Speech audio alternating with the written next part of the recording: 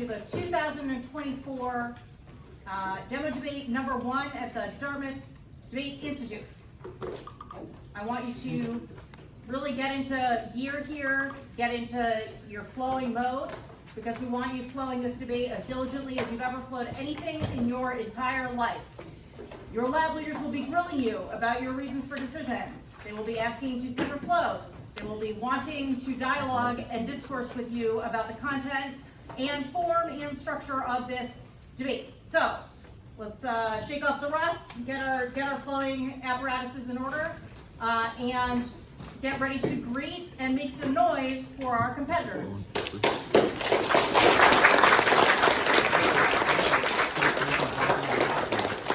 On the affirmative, we have DDI OW.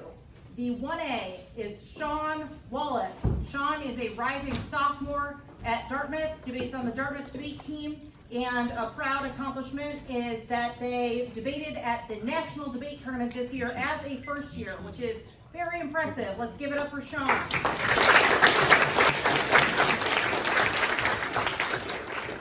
Michi Okahata is a rising sophomore at Emory University in Atlanta, a member of Emory's debate team. Michi famously was in the finals of the DDI camp tournament in 2022. Let's give it up for Michi. Our challengers on the negative. The 1N, Katie Carpenter, hails from Glenbrook North High School, is a rising first year at Dartmouth and will be debating here. Katie came in second at the Illinois State Tournament this year. If you know, you know that is a very difficult tournament from which many future superstars debate. So let's give it up for Katie. The 2N, Eleanor Barrett, hails from Liberal Arts and Science Academy in Austin and is a rising first year at the University of Michigan.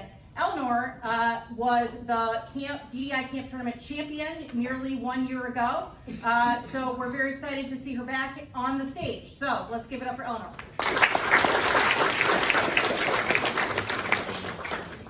Does anyone have any questions before we start? We'll be pausing in between speeches sort of after each cross-examination and then between all the speeches in the rebuttal, so it will, the times will be typical, but there will be pauses as our competitors prep and we kind of talk about what is going on in the debate. But does anyone have any questions at the outset? All right, without further ado, let's hear the 1AC. And this will be at a comprehensible pace. And if you hear a noise during the 1AC or 1NC or 2AC or 2NC that sounds like someone saying slower, that's probably me saying slower. That is not because they cannot sound good when they go fast, but because we want this debate to be at a pace that is easily understood to all and that we can really kind of digest what's going on. So if you hear someone slowing them down, that is not stifling their aura, but is facilitating a good practice.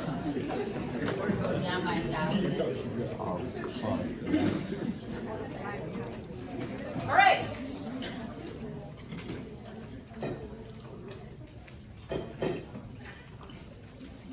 Everybody ready? Oh, sorry. How many sheets of paper will they need for the 1AC? 2 sheets. 2 sheets for the 1AC. Only save them all so that at the end we can compile something else.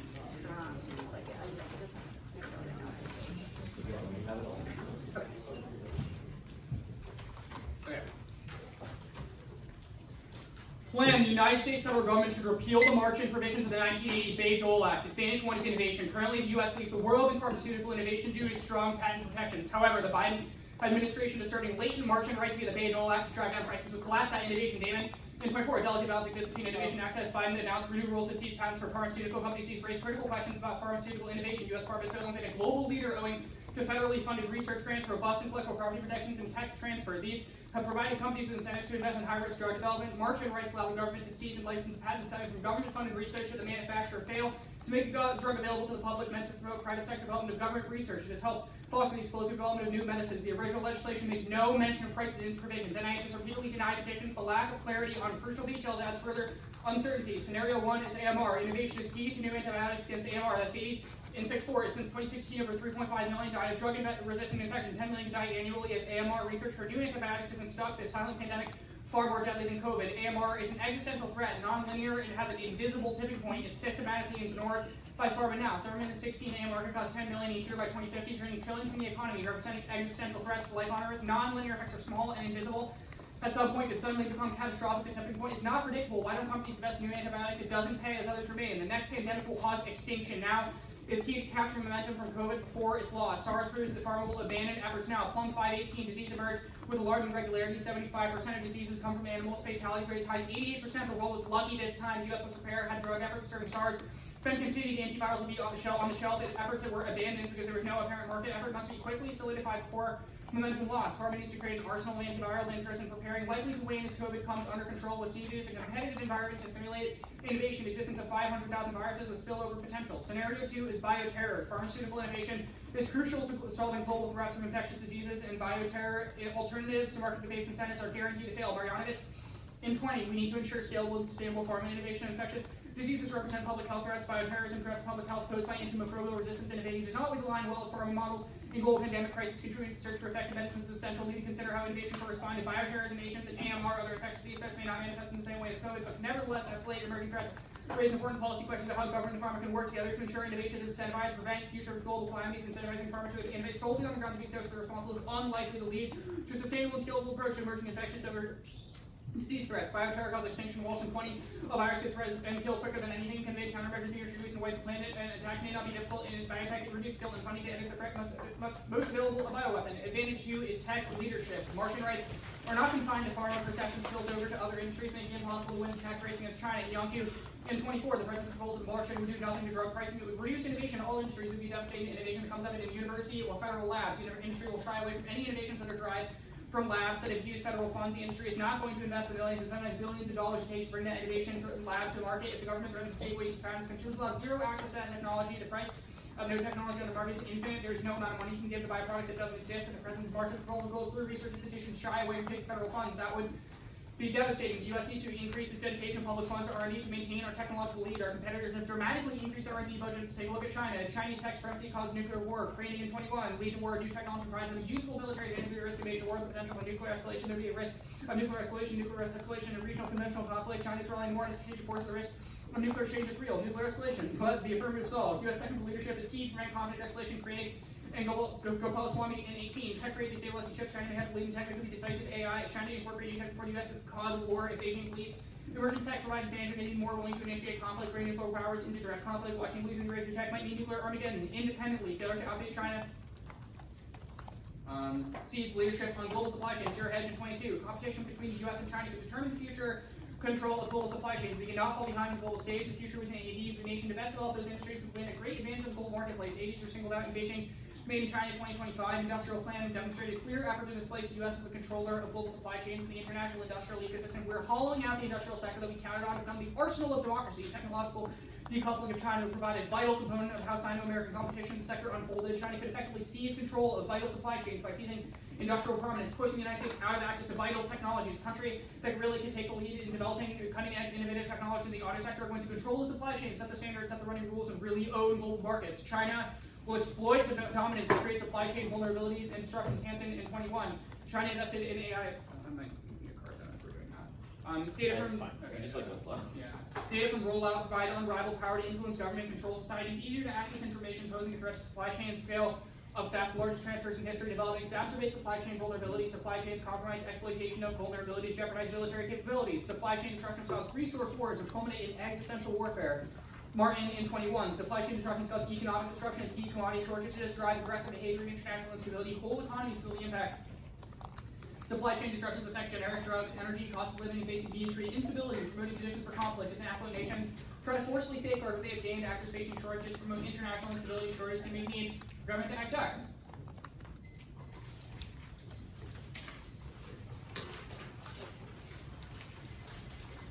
Are you good for cross-ex? Yeah. What types of patents can be marched in on? Any publicly funded patent.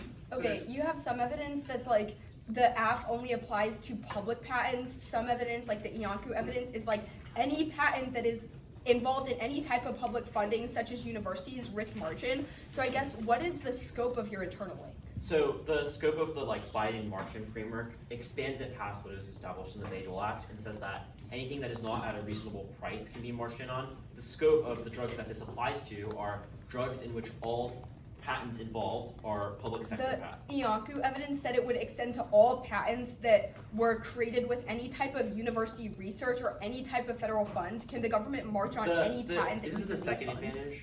Yes. The second advantage internal, the first piece of evidence, is about the perception of investors on the patents that they're investing in. Why and would the products they? that they're trying to So make. is your argument that they would perceive that the government will march in even on types of patents that the government lacks the authority to march in That's on? false. The premise of the advantage is that it's not the executive order uses deliberately vague language that makes it difficult for companies to tell what could or could not be marched in on. Obviously, that creates a perception that profits are not necessarily safe, especially. Kronig evidence is about, specifically mentions the technologies that matter, says it's 3D printing, hypersonic missiles, quantum computing, 5G, and AI. Has the government ever marched in on a patent related to a single one of these technologies? Well, they did not have the authority to do so before. The whole point is the new executive order gives the government Okay, basically what unmitigated evidence do control you of think pricing. that you have read that says that things like 5G or AI use any type of government funding Well, to first of develop? all, I think you're narrowing the scope of this evidence more than is fair. Our evidence lists examples, but it's broadly about the ability for U.S. companies to outpace China. Our zero hedge evidence references AVs and EVs, which So my question is, like, if the explicitly government has never marched in on a single defense patent and they don't actually have the authority to, why would companies perceive any No, kind that of is chilling effect? false. They do have the authority to under the new executive order, provided the pricing addition. But the whole point is that it's a new executive order. The companies don't know how to interpret Okay, it so because like, it's what is an already made. example of a technology or a patent that is vulnerable to be marched in now that matters for beating China? That matters for what? For beating China in the tech Our race? zero hedge evidence references autonomous and electric vehicles. Everything you list in the Kronig evidence. Our whole Okay, point so like, what is that all of specific these I mean, I guess I'm confused. Your only example is EV. Like, EV is gonna deter them from invading Taiwan. Well, no. Well, first of all, we've read a supply chain impact that is external to a Taiwan invasion. Okay, Yeah. I actually have a question about this. Okay. The internal link to the supply chain advantage says that as long as China has AI and 5G technologies, then they're able to disrupt supply chains. They already have them, so why can the AF reverse causally That's solve? false. The premise of our evidence is that when China advances the technology such that the most cutting edge technology requires particular resources that only China has access to, the U.S. can get locked out of supply chain. The point is to keep pace with that to be able to produce them domestically. Okay. Before we hear the 1AC, I want to chat a little bit. I want you to notice a couple of key features of that 1AC, both in content and in delivery. First is that the 1AC was beautifully clear. You could hear every word. You could really understand it. Not going too fast, not going too slow. Loved it. The second thing is a couple of content observations. The 1AC tags are written pretty descriptively, right? They tell a very clear narrative. They're telling a story that allows you to understand what is going on and what the 1AC is about, what the plan is ultimately designed to rectify. So, notice 1AC construction in terms of both card, content, and tags. The tags need to introduce to the judge everything that is about to go on in the debate because it is the first opportunity, obviously, to do so. And you want the 1AC to tell a very compelling narrative that sets you up for a 2AR on the arguments that you think you're likely to hear. So the second component of this that I want to flag is one of my favorite tags in that 1AC is the AMR impact card. Can anyone tell me what that tag said? Yeah. It's non-linear and has invisible tipping points. Good. So the AMR impact card says it causes extinction. It also says it is a nonlinear impact with invisible tipping points. What does that accomplish for the app? What is the point of writing a tag that way? Yeah. For impact count, it makes timeline debates a lot easier because you can plan is happening right now. Yeah, generally speaking, I think that's right.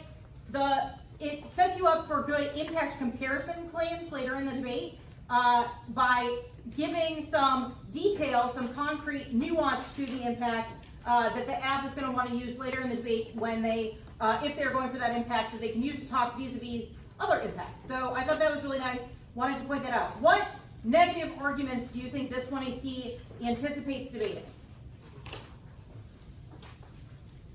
So we've talked in our labs about AF construction and how it is designed to beat negative arguments that we anticipate. So what arguments do you think this 1AC sees coming? Yeah, you. Marching good. Okay, what it unpack. So first of all, you said marching good.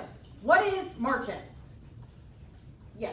The ability for the federal government to utilize the Bayh-Dole Act for when they give funding for R&D and a certain innovative technology and the patent on that, everybody isn't using it, and the government can merge in, take that patent, give it to somebody else. Good. Okay, so you think the AF is anticipating the negative, saying those rights are good? Yeah, whereas like the tax leadership advantage is more about spilling over to other industries, which like the first card, the Emory card, which is entirely, I think is very strategic against that argument. Good. Yeah, that makes sense. So certainly any substantive arguments about the particular right and whether it's good or bad, we want to be very well set up to debate those. Others? Other arguments you think this 1AC anticipates debating and is perhaps set up to debate?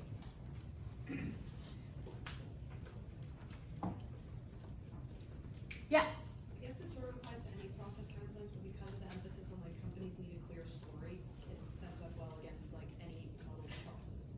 Good, yeah, I think there's a clear certainty important narrative and sort of that that the status quo and certain processes make things more confusing for companies, which is an important internal link to some of the impacts. That's good, yeah, absolutely, I think that's right. Any others that people psychically see coming? No, that's fine. I want to talk about the cross-ex briefly. I thought that was a very good cross-ex by Eleanor, and features that I want to highlight include, she got right to the point right away. There were no questions about what was read in the speech or about did you mark that or any of that nonsense. She merely asked strategic questions that are designed to help her later in the debate. So very, very good demonstration of kind of what we want you all doing in cross-ex, which is not shuffling around your papers and like tapping on your laptop and then asking 7 times where you stopped reading and what parts you didn't read. That is maybe not that relevant for the 1AC, but will certainly be highly relevant later. So excellent stuff. Is there anything from that cross-examination that you think sets up a particular negative argument? Yeah. I think that the neg is kind of preparing to go kind of hard on the argument that maybe like the margin provisions, like since they're like not used and probably not going to be used, that like basically that the app doesn't have an impact. Okay, yeah, so some internal link presses, I think there were several of those across both advantages throughout this cross-ex, so we were not solely focused on one internal link or impact argument. We kind of talked about most of them, if not all. And then I also think that it is important that this is more of a stylistic thing, but Eleanor did not let the 1A yap for too long on any given argument or answer. So there was a clear kind of sequence to the questions. We moved from one to the next quickly. Anytime that she felt that the 1A was not giving a good answer or a helpful answer or a clear answer, would quickly move on. So all of that really good, excellent demonstration. Any questions? All right, let's let the 1C take issue with all of it. All right, the order is going to be 4 off, and then the pharma advantage, innovation advantage. 4 off, pharma, innovation.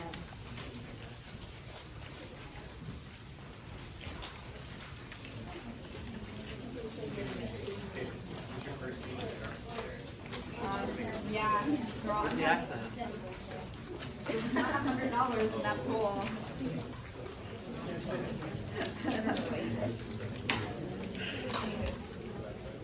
Would you do it in the opener if we got So we see what it is. It's an opener. I wouldn't put it that. Okay. $100 per round. Okay, is everyone good? Speak now, forever hold your peace.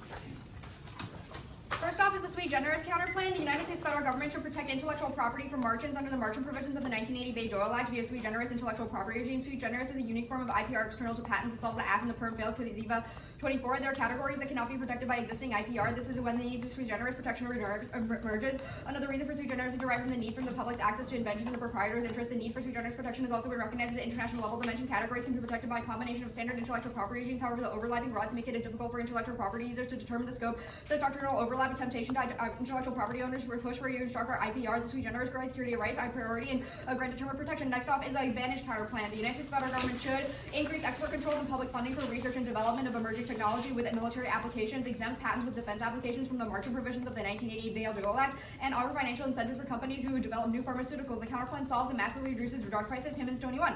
We can sidestep difficulties by moving the price system to reward pharma innovation. The competition spread by the price regime make it harder for the drug companies to set inflation prices. Substituting prices for patents make it possible to rationalize the financial incentive for developing new drugs. The price system has the potential to revolutionize the way the public and private funds are used. The change would also facilitate cooperation among scientists. And the counterplan dissolves defense innovation. Marching is good broadly, but shouldn't be applied to defense specifically. Christian 24. Bayh-Dole Act and national security and IPR needs to preserve military advantage and marching rights that have avenues to combat monopolies would have undesirable effects for DoD. And the evidence says the counterplan solves. 1 is Chronic 21. This understanding of the issue leads to different policy prescriptions, leading democracies to increase investments in emerging tech and maintain the edge over export control. Emerging tech and military technology to Russia and China arms control should be negotiated. Next off is the court clog dissent.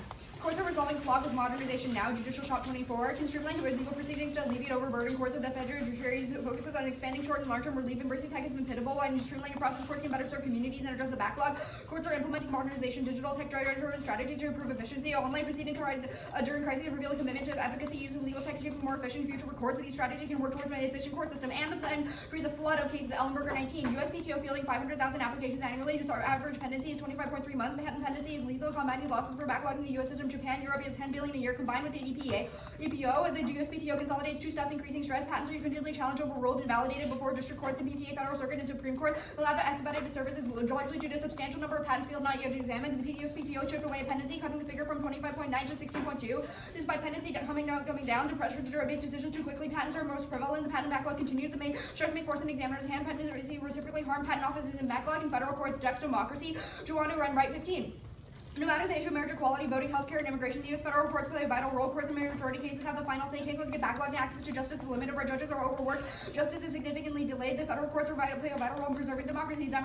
Democracy caps every existential risk. Lap and Bolin 22. Democratic governance is more important than ever. Human rights faces unprecedented challenges, existential threats, climate, new pandemic, human civil rights. The autocracy is regard for citizenry, healthy environment. Only democracy holds the promise of accountability to meet these threats. If democratic politics are not meeting the human needs, tend to rest through destructive ways. That means seeking power and through scapegoating.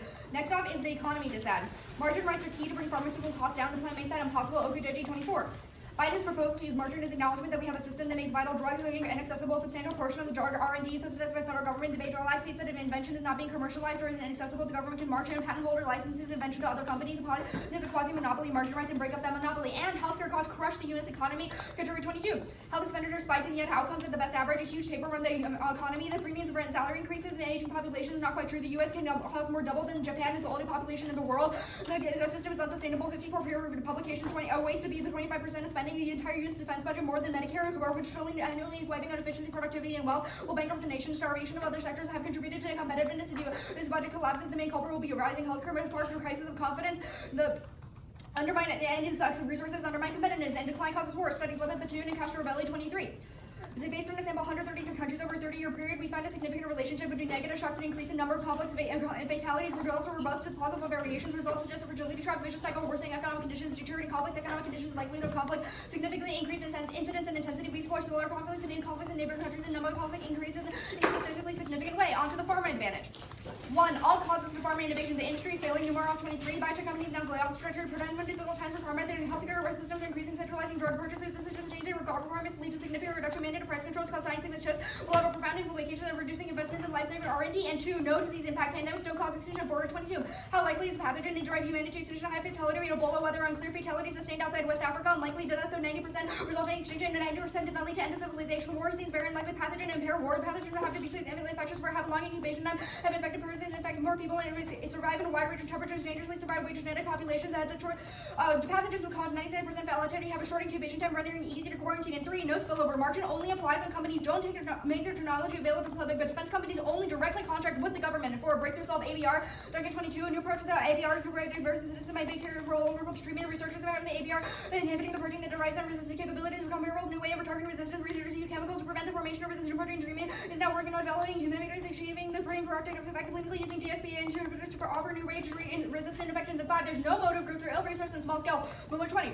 Terror has been under existential threat who kills 6 people per year, but the tendency to inflate importance of Al-Qaeda has done for little exaggeration capacities of greatest in assessment of the ability to develop nukes into their own and not have the capacity, numbers, remains about determination, living confidence for terrorism isn't much of a threat onto the innovation advantage. 1. All causes. The government uses USA 1498, not the Bay Doyle Act in case of military technology, intellectual property. Contractors 20. 1498 offers a different approach with respect to tag and vote in cases relating to procurement of military tech. And 2, DoD ignores margin provisions even when directed to intervene. Day on 21. NDA directed DoD to execute on margin authorities on any drugs or prices they have Pentagon help fund. The Defense Department has ignored margin petition. And 3, China will not attempt to direct predatory challenge to the U.S. troopers in 20. It is too early to declare Chinese predation. The land regulations involve territories previously claimed China is not demanded military spending, and China did not increase military spending. China is a state middle and nuclear territory. China is not trying to form anti-U.S. alliances. China saw the U.S. engage in the moves are not predatory. Quantitative indicators remove optimism. China will continue its strategy. China is far from able to the challenges or without significantly harming security. And 4, there's no internal link to supply chains. There evidence says China is developing 5G and AI is enough to disrupt supply chains. And 5, the U.S. is de-risking now. Benson 23. Rival is increasing decline in interdependence between the U.S. and China. Consistent downward trend convincing in French or Biden. The actions are consistent with de-risking attempts to decouple the high-tech sector to technology, confidence chips, and align with de-risking investment screening mechanism, far-reaching protective pillar, and the export controls on advanced tech. I'm up for cross.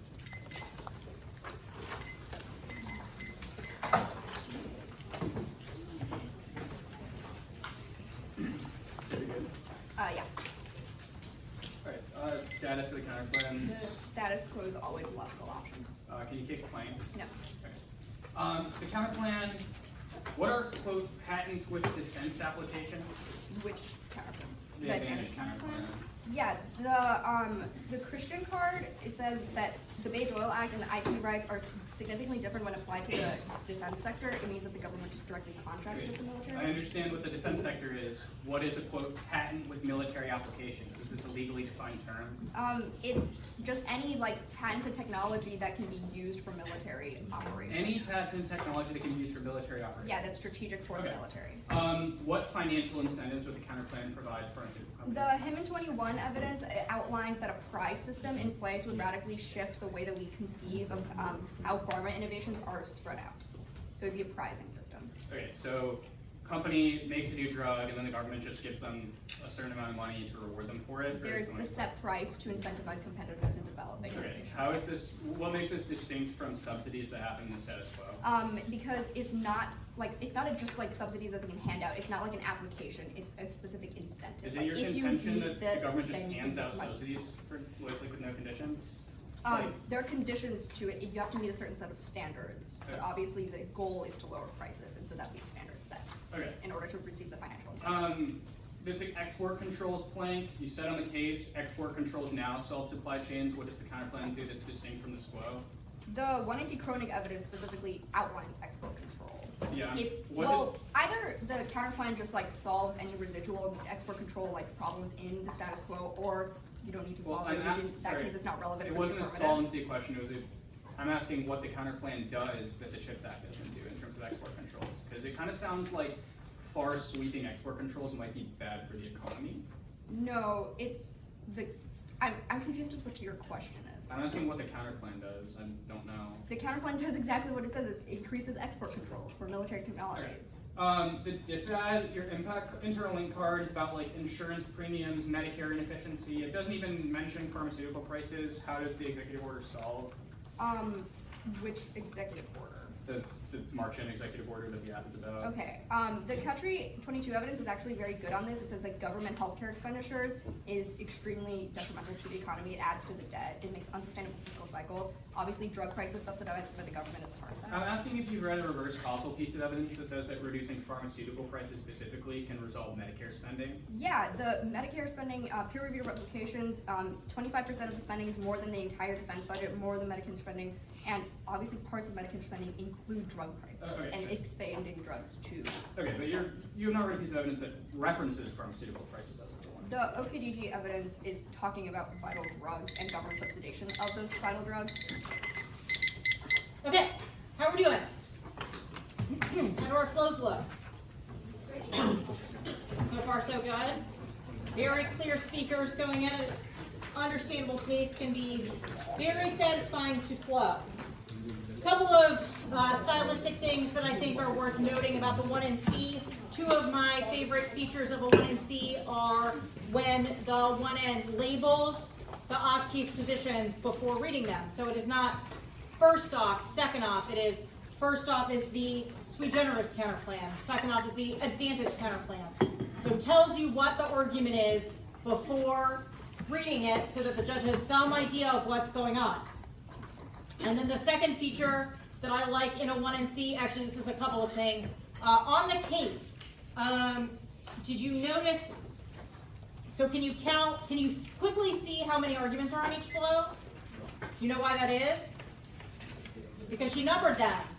How wonderful and beautiful for us that we can easily tell how many arguments there are. We have a clear number attached to it that sets us up for a very well-clashed debate.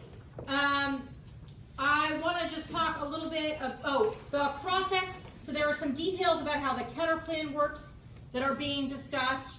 What's kind of the thesis about the counterplan that you think is being addressed, or this happened with both counterplans, so what are the kind of angles that Sean is getting at? Yeah. I was questioning whether or not the counterplan can solve the ask, i.e., like Sean talks about like pharmaceuticals specifically, like if Medicare, like hey, we are putting this money and giving this money to patent stuff, and Sean is like, well, does that go into pharmaceuticals? Does that solve the ask? Yeah, so details about how the counterplan works and what its mechanism does that can be relevant to likely solvency deficits that we're going to hear in the 2EC. What about the disad? What kind of angle were we discussing on the disad? Yeah. Sean noticed about how there's like no direct internally grade with this side, but rather another piece of evidence that says just that status quo right now would cause economic decline, but if you lower the drug prices, that would solve it. So there's no reverse causal evidence that says lowering the drug prices then would solve it. Yeah, so internally to the impact. Had some good discourse about that. I want to just do a quick comprehension check. Can someone tell me what the first counterplan does? Yes, that is. It establishes a new IP regime for specifically the Bay-Dole Martin thing, so that the president can no longer, or so that Martin can no longer exist, specifically under this regime, not under patent. Absolutely. What about the other counterplan? There are a couple of planks. What do? Sterling. The first plank is increasing export control against China. The second plank is exempting military-related patents from the Marchand Act. And the third plank gives prizes to companies to financially incentivize innovation. Two of the planks are substantiated by separate cards. The export controls one is a rehighlighting of 1NC. Good. And what is each plank designed to do or solve? Part of the app. That is true. Which part specifically from which plank?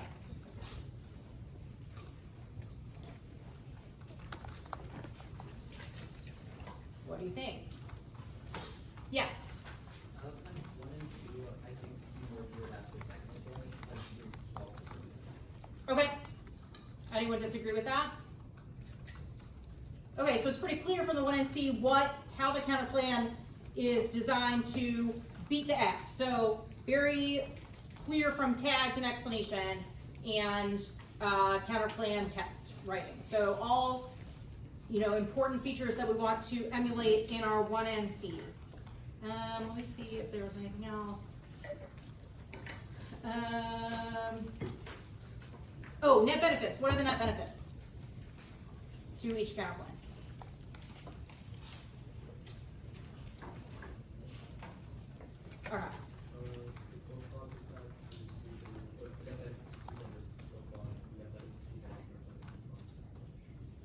agree with that? Anyone disagree with that or think that that is wrong? Could pork log also be a net benefit to the advantage counterclaim? I feel like yes. Not something that's really litigated, but interesting to know. Okay, any questions? Okay, let's hear the 2AC. Cool. The orders advantage 1 and 2. So the pharma one, innovation.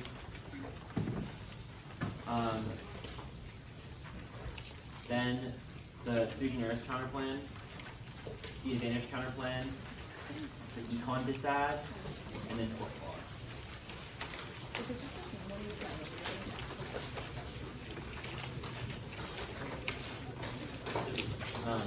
One, two, sui generis, econ.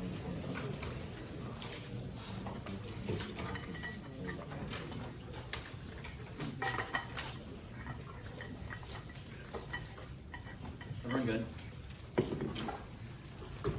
Okay. 1 and C1, 1, pharma innovation is fine now. Research leadership in vaccines prove that's the entire 1AC. 2, Brink, the strength and certainty of patent protection is a crucial internal link. This determines whether pharmaceutical companies can break even on billion-dollar investments. That's examined evidence. 1 and C2, disease causes extinction. Emerging pathogens are infectious and have high fatality. That's Plump. AMRs, its external and distinct impact. It's a pending, non-linear, and existential risk. That's the Silverman evidence. 1 and C3, it spills over through uncertainty and fear. The new Biden framework lowers the barrier to margin to leverage the Behavioral Act as a form of price control. That's examined evidence. 1 and C3 or 1 and C4, no countermeasures. ADR, new diseases, overwhelm, and no one follows precautions, so it's relevant. 1 and C5, breakthroughs is aft margin derails getting those drugs to market since it deters pharmaceutical companies from spending billions of dollars commercializing that research. 1 and C6, biotech does cause extinction. 1 is means biotech lowers the cost and barriers to access, so it is possible. 2 is motive. Mueller's about Al-Qaeda, other groups certainly exist and will capitalize the innovation advantage. 1 and C1, the internal link is tech development broadly, which Badal applies to. There's no evidence that the government will march into military technology using that alternative form. 1 and C2, yes, margin on technologies broadly. 1, perception alone triggers the internal link through investor uncertainty. 2, the expanded framework ensures it. Biden's promise to march into control prices, and that policy could be expanded further. 1 and C3, yes, China war. 1, it doesn't assume ceding tech leadership, which changes the balance of power. 2, balance of power concerns lock it in regardless of China's intentions about predation in the region. 1 and C4, yes, internal link. Margin undermines research and innovation through uncertainty and fear over patent security. 0, hedge evidence is EVs and AVs, which is cross-sex. Underlying technology and innovation is all key to the tech race. 1 and C5, this de-risking evidence is aft. Ceding tech leadership ensures global supply chains will be Chinese-led instead of the US. Sui generis. 1, perm do both. 2, perm do the counterplan. It's the same process. 12, sui generis is placed in the Patent Act because its provisions are aligned with patent law to remain consistent with existing IP. Sui generis should not degrade existing patent laws. 3, it links to the net benefit. Applying sui generis to existing patents under the Bayh-Dole Act magnifies distortions and confusion. It links to all of their offense. 4, sui generis fails. 19, second-tier rights undermine the doctrinal basis of IP utility. Model laws can result in barring new and competing substantive products. Developing countries should be cautious. Larger market players may circumvent the patent system and overuse the system in ways that make it hard for SMEs to compete. Lack of substantive examination prior to grant will give rise to uncertainty for third parties. Act as barriers to competitors, lead to abuse and behavior by foreign applicants. 5, conditionality is bad, hurts in-depth advocacy, encourages running out, skews the 2AC kills clash in education. Dispo solves their offense. They can take their advocacy if we read a perm or theory. The advantage counterplan. 1, perm do both. It solves the net benefit. Provides a financial buffer to pharma companies, which forces low prices, or forces keeping prices low while maintaining profit incentives. 2 is it links to the net benefit. Export controls shoot the economy. 3 is prizes and funding fail because of a lack of clear criteria, uncertainty, and deleting incremental innovation. This also answers their public funding arguments. Go C15. Government spending substituted private R&D through contracts and a price system. Proposals present theoretical and practical concerns. Government approaches would centralize information and decision-making that would produce uncertainty delays. Administrators would face challenges in picking winners. Changing opportunities in organizations. Prices require clear criteria. It may not be possible to find given biopharmaceutical R&D is long and costly. Prices could be subject to hold-up. Innovators fear that having made substantial investments, they could see their prices reduced because of budget constraints. Ventures R&D would be vulnerable. Biomedical progress occurs incrementally. Benefits of competition would be lost in winner-take-all competition. 4, Washington deletes innovation. Public funding magnifies deficit. 24, amendments would expand margin across all sectors ranging from 3D printing, communications, space masks, and water tech margin, employing margin, and creates an uncertain environment surrounding university research. This would have adverse effects on innovation. An uncertain environment would discourage innovation in federally funded research. Margin would create uncertainties, making investors wary about providing funding. Efforts to weaken U.S. innovation may encourage innovators to migrate, reducing competitiveness. 5, exemptions fail. Arbitrary carve-outs magnify investor uncertainty. The econ design. 1, prices are high now, the economy is still fine. 2, no link, margin can't solve prices. 24, attempts to extend margin authority to include price are troubling. It will not lower prices. Drugs derived from patents with federal funds account for less than 10% of all drugs in the U.S. using margin will not achieve the desired outcome because of limited impact on overall drugs. 3, innovation turn, it's key to growth. Chief Kumar. 23, Biden is considering margin. The majority of drugs will not be impacted. The harm of this policy will inflict on innovation will be substantial. Diminished patent incentive will play a role in the stagnation with the erosion of patent protections. The insurgent innovation transformed our economy and society, giving rise to new industries. Patent exploded during and after the Bayh-Dole Act. 4, genetic drugs turned lower prices cause the generic market to collapse. Lipkin. 23, drug prices can be too cheap. Companies compete to offer the lowest price. Prices get so low that it doesn't make good sense to keep making drugs, so they stop. Economics has to change to get resilient supply. 5, generic competition is the backbone of affordable healthcare, which turns the Desad Gupta et al. 19. U.S. spent $610 billion in drugs due to brand name predicted by generic competition. They constitute 74% of spending. Prices decline rapidly once generics receive approval. The greater number of generics deceive the price decline less than 20%. Generated in savings more than $1 trillion. Shortages of generic drugs have risen, quadrupling price increases and have been associated with decrease in prescribing, utilization, shortage, lack of robust competition. 6, economic decline does not cause war. Wall 20. If depressions were a cause, there would be more. The U.S. had suffered 40 recessions, yet 20% of wars most unrelated to the economy. Second, no matter the economic conditions, leaders will not go to war unless they can do so cheaply with reasonable success. Depression are only one factor among many, rarely most significant. The core plug is that. 1, courts are clogged now. Her name is 24. Hurdles include insufficient funding, judicial vacancies, lawyer shortages, and delays. Managing cases is more complex. The pandemic is just one more complexity. Bulk of backlog. Our criminal trials cannot be online. Backlog poses significant challenges. Right to a speedy trial can be jeopardized. Defenders and prosecutors are leaving with a shortage of applicants. We can get people to be prosecutors. The system will be, or if we can't get people to be prosecutors, the system will come to a halt. We can add as many prosecutors as we want. It's not going to matter. New York stands nearly 120,000 pending cases. Judges on the lower cases are tasked with stepping in. That leads to backlogs or lower courts. The judges must handle cases outside the usual purview. 2, floodgates are fake. Docket control stalls. Render 20. Floodgates is overblown, lacking empirical support. More epithet than obstacle. Court predicted a deluge. However, evidence is yet to emerge. Rules of procedure stemming from the time to weed out cases. Doctrines to conserve judicial resources such as claim preclusion, joinder, and case consolidation. 3, AI innovation long term solves the Desad begin. 22, AI is improving efficiency at every stage of law by lowering the cost of finding and litigating machine intelligence advanced and legal discovery algorithms which predict which documents are relevant. AI will improve production of transaction documents. AI will improve predictions in the field, increasing efficiency and reducing litigation. 4, all causes of democracy impact Roth 20. So with Trump out of the crisis, it's over, right? If only Trump exacerbated reality, democracy may be less secure than we like to think. Voters believe that election was rigged. Biden's administration will be illegitimate, but suppressors push for a new round of state voting restrictions. The turnout will be swift. Some Pennsylvania signal that they plan to advocate making it harder to vote. Gerrymandering could also strike a major blow to the elections. They could be able to thanks to the court ruling. It's fine. Yeah. Good? Yeah.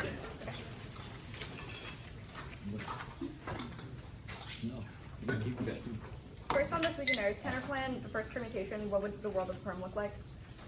It would both be the patent protections plus sui generis protections on the Bayh-Dole Act. You made a deficit that the sui generis magnifies confusion. I guess how would the perm not link to the I mean, I'm predicting the block will say doing both is bad because it magnifies confusion. This is preempting that by being like, then the counterplan text itself would also link to this deficit to the perm, or just like argument, because both the permutation and the counterplan doubly apply and overlap in terms of patent and sui generis protections on Bayh-Dole Act relevant patents. That's fine. The econ Desad, this Lucan card, it's about generic shortages in hospitals. How is it responsive to government price control of drugs? It's saying that the price control would lower the cost of generic drugs, collapse the generic market, collapse the healthcare industry. Where does it mention government control? This is about it's just generic about price shortages controls in hospitals. You know, the thesis of the Desad is that margin would be used to lower prices. This argument is that is like backwards. It is wrong to lower prices that far because it causes generic market to collapse, which is bad for healthcare and the economy. All right, that's fine. The Gupta 19 evidence, it says that government spending on healthcare is bad. Literally in the first paragraph. What's the turn then to the Desad? This is the generics argument? Yes, it's still on the generics turn. You know, if the healthcare market collapsed, you've made a claim about how it's like central to the economy. Certainly true of this turn as well. I'm confused. It literally agrees with the premise of the Desad. How does the affirmative access this turn? Because we do not collapse the generic drug market by lowering the cost so far that it becomes unviable to produce them. All right. The court clog disad, the Hernandez evidence, it says that the main court clog is about circuits in criminal trials. The one in disad was about the USPTO. Where do you think the warrants apply? I mean, the rest of the court clock disad is about the court broadly. So if we win, they're clogged elsewhere and thoroughly now, then the disad is gone. Also on the render evidence, this is about the cap ruling. Where does it address flooding in patent courts of the USPTO of the 1 and C? If you make specific uniqueness and impact scenario arguments about We the have PTO, made specific I uniqueness and feel impact like, scenarios on you know, the if it's PTO. court's key to democracy, clogged elsewhere certainly The 1 and applies C link to and it. uniqueness evidence was about the USPTO comparative to international patent treaty Yeah, but that's offices. not that key to democracy. It is the court's key to democracy. We've read courts clogged elsewhere. All right. The McGinnis 22 evidence, what's the timeline for AI solving the disad? I don't know, soon. The last paragraph says that it's still in predictions of the legal field and they don't know how it will specifically be applied yet. How, can you give me any details? I mean, about AI soon? seems really good, does things way faster than humans, clears court clog, certainly overwhelms the How does it clear court clog? I mean, it makes decisions far faster, streamlines the court process. Okay. The card talks about like selecting evidence, blah blah blah. Yeah. All right, how we doing? Yeah, how are our flows? Are they beautiful? Some features of this 2EC that allowed your flows to stay very clear and lovely. The 2EC on case. So we are referencing 1 and C arguments by number. So you knew exactly where Michi was on the flow because the opening words out of his mouth were like 1 and C1, directly answering the argument. There is not a ton of wasted airtime on kind of like rambling 2AC overviews on case. We get straight to the point. We answer each argument in the order that it was made, clearly flagging where we are. Additionally, as you'll notice, there are multiple layers to the answers to each argument that Michi makes. So the answer to 1 and C1 is not simply, you know, we are right about this, but even if we're wrong, here is why it doesn't matter, kind of thing. In terms of responses to 1 and C arguments, we are building up multiple layers of response. Then, on the off-case positions, notice that Michi numbers his arguments. We can clearly identify when Michi is moving from one argument to the next because they are numbered. That also helps our flows. I hope we left a lot of space between the 2EC arguments on our flows. How's our spacing looking? Okay, we feel good about the amount of space that we've left. That's good because the set of space that you leave is what you'll have to flow the rest of the debate. I want to quickly digress about something. I was hammering the numbers, obviously, in the 1 and C on the case and the 2EC off the case.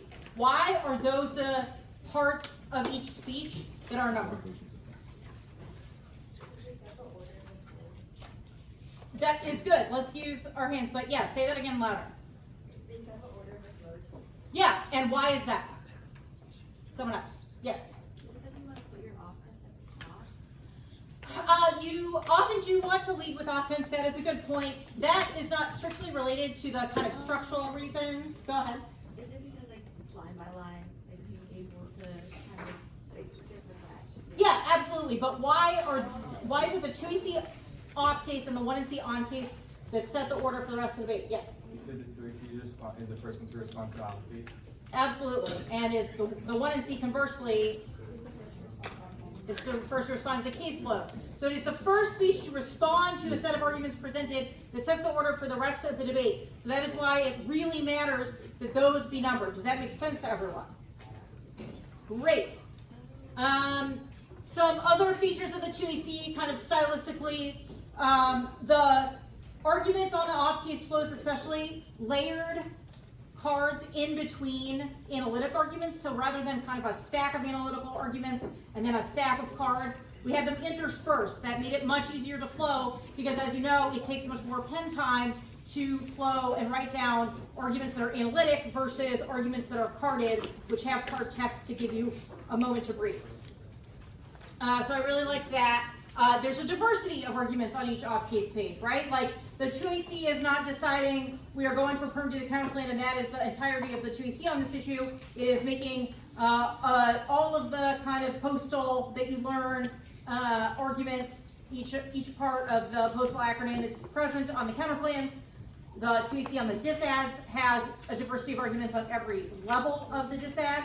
So we are fully fleshing out our set of responses with a diverse set of arguments so that the 1AR and the 2AR can make some choices about which arguments are best. One thing that is unusual, somewhat unusual, but I think really, really beneficial. Did you notice what happened when Michi said perm do the counterplan on sui generis? Did he just say perm do the counterplan and move on? No, there is a card with a tag, right, that says what? Someone that hasn't talked yet. Yes, I'll leave. It's the same process. I can't hear you. You said perm to the counterplan is the same process with card. Yeah, the processes are the same, so perm to the counterplan is legitimate. So we have a clear argument for why it is legitimate to say perm to the counterplan in this context that makes a little bit more obvious what the argument is rather than simply the 3 words perm to the counterplan, which could mean anything. So that is, I think, most of what I wanted to talk about. What do we think, based on this cross-examination, might be in the blog?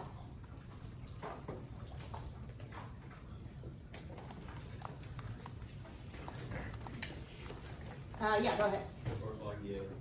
It does seem like we had some questions about court log that might preview that we are going to extend that DA. I agree.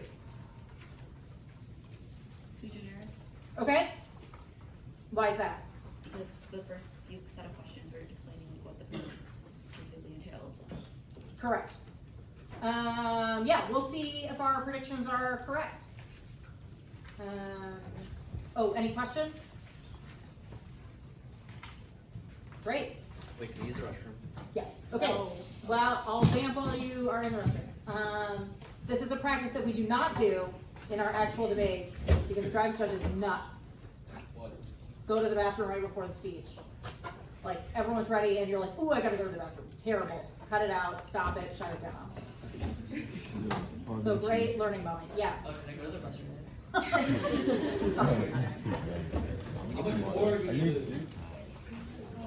The order will be the advantage counterplan, the sui generis counterplan, the forma advantage, and then the leadership.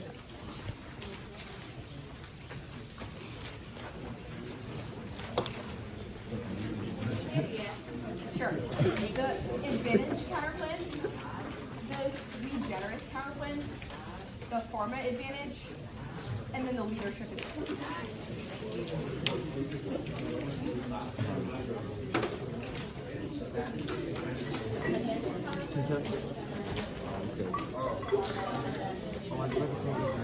Okay, anyone not ready? But being ready means that you're not talking, so. Okay. 2AC1, perm do both links to the net benefit. It still eliminates the margin provision. It doesn't shield. There would be no incentive to keep prices low. Pharmaceutical companies would just accept the prices and then price gouge because they're greedy and there's no incentive to do otherwise. But if you do think the permutation shields, judge kick the counterplan. It's a logical extension of conditionality. 2AC2 is links to net benefit. Wrong. Export controls don't harm the economy. It's thumped since export controls are being increased now under the CHIPS Act and executive orders, which was the decoupling piece of evidence on case. But the 2AC has read card and warrant 0 about why export controls affect the economy. Obviously, if the 2AC had made arguments, I would have read cards or kicked planks. It would be heinous to vote neg on the econ D without a link card, even if the link was intuitively true, so you should hold them to the same standard. 2AC3 is prize it doesn't solve. It does. First is it creates an incentive for innovation outside of the patent regime. Even if companies risk getting marched in on, the financial incentive is secured because they receive federal compensation for innovating new drugs and treatments. 2, prizes preserve innovation and competition. Companies compete for the prizes and still have an incentive to avoid inflated prices. That's the Hymas evidence. Their evidence says that replacing patent system and abolishing it with prizes would fail. The counterplan does not abolish patents, it merely keeps the existing patent system and the margin system while adding prizes to preserve that incentive. It also says it requires specific criteria and preserving rewards for improvements in existing drugs, which would be included in the prizes regime established by the counterplan. And framing issue, AF evidence is funded by companies with patent interests. You should be inherently skeptical. Solomon 13.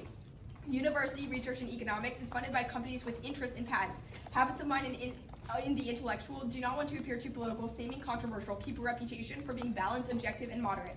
To judge policy in the field of patents, we must reject IP, resist the influence of businesses, nothing to justify the harm done by artificial patent monopolies. We can and should abolish it. And patents are not key to innovation, prize us all. Abbott 19. Patents are not the only means of promoting commercialization. Greater reliance on alternative forms such as prizes, owners may choose a trade secret. However, with an accelerated rate of tech progress, IP holders would run a significant risk their inventions would be independently recreated. Patent protection is not sought for all inventions. A relatively small percentage of firms patent, even among firms conducting R&D. Trademark, copyright, and trade secret combined with alternative mechanisms may protect innovation in the absence of patents. Even within liberal democracies, localities have taken preemptive measures against digital authoritarianism. 2AC4 is that march and deletes innovation. This is wrong. The counterplan solves Chinese technological leadership through innovation. We have recut their 1AC chroning evidence. Their author says that the counterplan is the only thing that can solve the internal link. So even if we take the counterplan, it's an alt cause to the app. 1, strengthening export controls prevents Chinese IP theft. China can only win by stealing U.S. innovations. The counterplan prevents them from accessing tech. Export controls plank was totally mishandled. There's no solvency deficit in the 2AC, which means you should assume that solvency is 100%. It specifically solves their supply chains internal links since they can't get their hands on the U.S. tech necessary for disruptions. 2, creating public R&D funding for military tech enables innovation. Defense contractors will accept federal funding to improve their weaponry. That's croning. They say that margins create uncertainty. This is about university and startup research, not the defense industry, which means it's an entirely distinct category of innovation. Margin triggers when there's no practical application of invention. That is statutorily defined. There's no reason to think that there isn't conceptual clarity. You should star this evidence. Seidenberg 17. Margin is a powerful method to attack high prices, asserted when no practical application of the invention. Practical application is statutorily defined. When prices exorbitantly comparison other countries, those are not reasonable. Margin can lower prices. 2AC5 is exemptions are arbitrary, exempting defense patents from margin solves. It would exclude defense patents from the Bayh-Dole Act, so defense companies would have absolute certainty of their patent rights. That's solved since the spillover evidence is about the effects of uncertainty. That's the Christensen evidence. They don't have a single card or warrant about why arbitrariness adds for uncertainty. Rather, they would have total confidence because they would be promised by the government that the government would have no authority to march in on them. You go to the sui generis counterplan. Concede the permutation, it just a test of competition. Conditionality is good. Counterinterpretation, we get 2 conditional worlds. 1, neg flex. They can pick the most strategic aft and fortify ahead of time against every neg angle. Condos key to test afts and find the best strap. 2, aft construction. Advocacy prolif forces 1ACs that are necessary and sufficient with limits out bad ass without defense of the plan. 3, argument innovation. 2, answer risk averse. Condos key to test new positions. Otherwise, generics cause stale debates, index research. Skew is Neville will read tons of case TK links and Ds. Doing speed drill solves their offense and dispose worse for research. It incentivizes process kind plans. Go to the innovation advantage. 1MC2, disease can't cause extinction. 1, burnout double bind. Highly lethal diseases have short incubation times, which means they kill before they spread. Or diseases are highly infectious, which means they're not lethal enough to cause extinction because they don't have 100% death rates. 2, empirics. No disease has ever gotten close to causing extinction. Even the Black Death didn't come close. Ebola has the highest lethality rate, but was easily contained. That's the photo evidence. They say infection and fatality. There's no difference in new versus previous diseases, and basic countermeasures solved. Smith 17. Sanitation and vaccines are far more effective to control bacteria than antibiotics. Soap and water kill superbugs just fine. None are in short supply. MDR cause bacteria less fit and unable to infect. The worst case scenario will be confined hospitalization. MDR unlikely to cause pandemic. 1 and C4, ABR is solved now. Scientists are developing a treatment that inhibits resistance proteins in bacteria. It allows treatment by removing resistant properties from bacteria. It's already been proven to work, which means it's being implemented right now. That's Duncan. They just assert that there's no countermeasures. This doesn't price in recent research on a widely applicable treatment that their evidence does not assume or price in, and ABR cannot get close to extinction. Cars 17. ABR may claim 10 million deaths. There are reasons to be hopeful. Government and private foundations are very actively involved in finding solutions. Co-op between national and local health agencies may prevent future cases from spilling into the public. Even with the best public policy, there's no clear light at the end of the tunnel. There's no army of E. coli that will rise up and overthrow the human race. The antibiotic apocalypse will be gentle. 1 and C5, there's no bioterrorism. Impact terrorists have a limited ambition for attacks on the West. Groups are small, incompetent, and lack resources. That's Mueller. There's no threat. Empirical consensus, technical challenges, and no scenario for extinction. Flow 20. Technical challenges proven insurmountable. Terrorist use has been rare. Islamic State's attempt only fatality was the hamster. Technical challenge. Launch attack needs to be isolated. Requires significant experience. Challenge of dissemination. It is inconceivable. Weapon would be as powerful as coronavirus. None of the most dangerous agents can be weaponized. Toxins, contagious, countries prepared. Anthrax unable to spread. Chances are virtually 0. Go to the technical leadership advantage. 1 in C2, spillover is 0. Margin applications are only allowed when there's no practical application of invention. This is statutorily defined to be available to the public on reasonable terms. That does not apply to defense companies since the U.S. negotiates prices directly with contractors who compete with each other for DoD contracts. That means prices are low and margins aren't used. There has never been a single application of margin to a defense patent. Even when the DoD has authority and was directed to march in on a drug with Pentagon funding, they chose not to, even violating an executive order by choosing to not march in. That's the data and evidence. Prefer our evidence. 1, there's this grossly power tag. It mentions spillover or pharma to biotech, but not pharma to military tech. 2, their evidence is biased. It's published by a 4th-rate lobbying publication funded by the pharmaceutical industry. But patents obliterate, 1 in C3, there's no China impact. Chinese predation in land reclamation is impossible. Decreased military spending, minimalist nuclear deterrent in collaboration with the U.S. Steer away from signs of a predatory campaign. U.S. boasts the largest military, and China knows their infrastructure cannot systemically handle strategic American forces. Their rise is peaceful, negotiated solutions, inclusion in the global market, and diplomacy resolves territorial disputes. They say it doesn't assume leadership. They dropped warrants about military and nuclear capacity, which means they can never achieve military leadership, and it also does not assume our evidence speaks to their motivations. 1 in C4, there's no internal link. There are evidence that China can disrupt supply chains if they have 5G and AI because they can steal IP. They already do. It never establishes a claim that innovation could prevent those. 1 in C5, no impact de-risking solves their supply chain interference. The CHIPS Act and executive orders relocate supply chains from China, which structurally disincentivizes trade. Economic interdependence is on a clear and consistent downward trend. That's Benson. Okay, cross-ex? Yeah. On the counterplan, how are exemptions from margin determined? So if it is a patent with military applications, so like Kronig has identified the technologies of 3D printing, hypersonic missiles, AI, 5G, quantum computing, those types of patents would be exempt from margin, which means that defense companies Is it would like have just those complete determined by- certainty that they will be protected from margin. Is it just those determined by Kronig, or is it like any possible military application, companies like possible military application? Likely gets military applications, so like obviously weapons Okay, that are being yeah. sold to the DoD. That makes sense. A lot of these like prizes evidence on the advantage counterplan seems to assume the patent regime no longer exists. Is it your claim that? No, it's comparative and says that prizes are much more effective than patents because patents have a lot of negative effects like stifling competitors and Okay, incentivizing companies to keep prices high. But adding prizes means that they wouldn't have that ability and there would be an independent Cool. financial incentive There's even if the patent regime is The like 2017 evidence you read that defines that the margin statute is like clear and authoritative is from 2017. The 1AC is premised on a new Biden framework from 2020. No, that Biden is only promised to apply margins, but that is still what the Bayh-Dole Act says can Okay, be then marched in on. if Biden is currently promising to go beyond what is currently in the provision No, and use it as a form of, Biden this is what he applying the says. provision in ways that it hasn't before, but it is still under that framework. The law requires that margin can only be used if it's not being made accessible to the public. That is the Okay, law, so that's and just Biden is operating I understand within how that that's framework. I understand how it's defense to like the military stuff because that's like never, the Yeah, public you're never right. buy it. There's But- never been a single margin to a defense Okay. patent ever. So is it also your argument that defense applies to the like other advantage, or is it just Yes, about it military? absolutely Why? applies to the Biden form- has expanded it beyond Okay, what exists and you says it didn't let applies me to price. finish. It obviously applies to pharmaceuticals because pharmaceutical companies know whether they're making their drugs available to the public. Our evidence says that the standard is that if it's a lot more expensive in the US compared to other countries, that is when the government considers a margin application. Do you have a piece of evidence that says that? Yes, the evidence you're cross-sexing about, which is the Seidenberg evidence, says that whenever drugs are much more expensive, that is when it is eligible for a margin. It's comparative between the US and other countries. All right, let's talk. How do the flows look? Yeah. Still good? A lot of arguments in this here 2 and C. Do we feel like we got them all down? Okay, cool. Let's test that premise then. Picking. So there's a 2AC3 on the counterplan is about prizes failing. What are the set of responses that you have to that argument?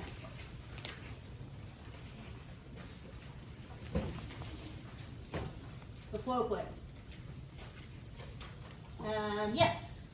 One, it creates an incentive to innovate outside of the patent regime. 2, prizes preserve innovation through competition. But it also doesn't abolish patents, it just adds the prizes system to to it via like a criteria. And then it says, then she said that the app evidence is from patent interest, so it's obviously biased. And then Reddit argues that patents are not keeping innovation. Yeah, those are the arguments I got. Anyone have anything to add?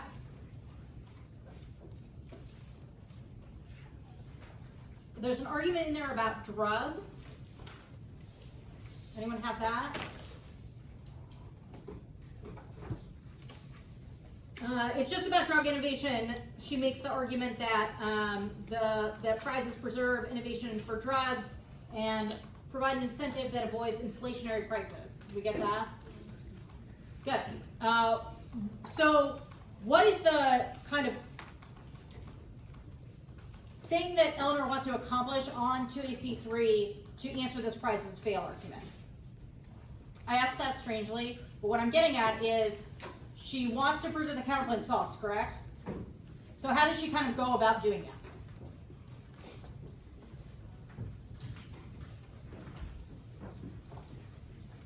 So there's a couple different pieces here. One is establishing and proving that prizes are an effective mechanism to stimulate innovation, right? Feel like we invested some time into doing that. What else is Eleanor doing to prove that the counterplan solves? Yeah. She makes comparative arguments and evidence, and specifically recuts their evidence that shows that the counterplan not only solves for the app, but it's also the thing that the evidence talks about how the app solves. Good. Yeah. How the counterplan solves the app. Absolutely. What else? Penelope. There's also like more defensive arguments, like the fact that trade secrets, copyright, and trademark will still exist to cover any like individual Yeah, good. So there's, some kind of extra layers to it that say, even if the counterplan doesn't solve, here are implications for the case that kind of matter for whether the app itself solves. What were you going to say, Aria? I was going to say it also creates and solves steps on the app and then solves them in the counterplan world. So specifically with 2 about how prices preserve competition between firms and stuff. That's something that the counterplan can access, but the app doesn't. Yeah, that's really good. And I think that that is a really, meaningful feature of this 2NC, which is that the counterclaim debating is very dense and has a lot of details. And that means that it's a lot of it serves a dual purpose, right? It is demonstrating that the counterplan solves, demonstrating that the counterplan can overcome the internal links to the app, but also here are some case arguments that matter even if we don't go for the counterplan. She makes that argument at least once, I think more than once, to really trigger for the judge that there are case implications as well. That also spills over to implicate my next question, which is why did we choose the arguments we chose on the case? So first, wrote acknowledgement that she did not go for everything that was in the 1C, but made choices, went into depth, read additional cards, so those are all important features of 2NC case debating that we should be accounting for and incorporating. But in choosing those arguments, what is the genre primarily of argument that we're extending? Impact defense? Yeah, so why impact defense? I think the counterplan gets at a lot of the internal links, which means that if you're just looking at the portion of the case that the counterplan can't solve, it's better to have impact defense, because then that makes weighing the DA easier. Absolutely. So the counterclaim debate includes a lot of debate about the app's internal links, which means that the case pages, kind of what matters or is still relevant is perhaps the terminal impact. So that is why we are debating about those on the case pages. But it does not mean that we have simply granted the app a bunch of internal link arguments, right? Because we're doing a bunch of debating about that on the counterclaim. Does that make sense? This is a little bit different than some counterclaim debates that you see, so it is worth kind of noting what it looks like. Because it is fun and exciting. Questions about any of the 2NC?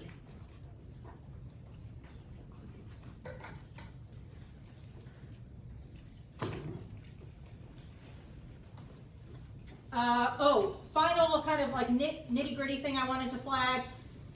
Eleanor answered the conditionality bad argument on the page that it was made, not just in the abstract or at random or on whatever counterplane she felt like. So let's keep that up and do that in our debates as well. Okay, so no questions, we're good for a 1 and R. Oh, what's left to be in the 1R? Shock and awe and suspense. What is it? Which one? Econs. Hands up if you think it's going to be the econ DA. Hands up if you think it's court log. Okay, so slightly more people think it's probably the economy DA, but a decent number of those for court log. We'll find out. Okay, the order is the court clog decide and the econ decide.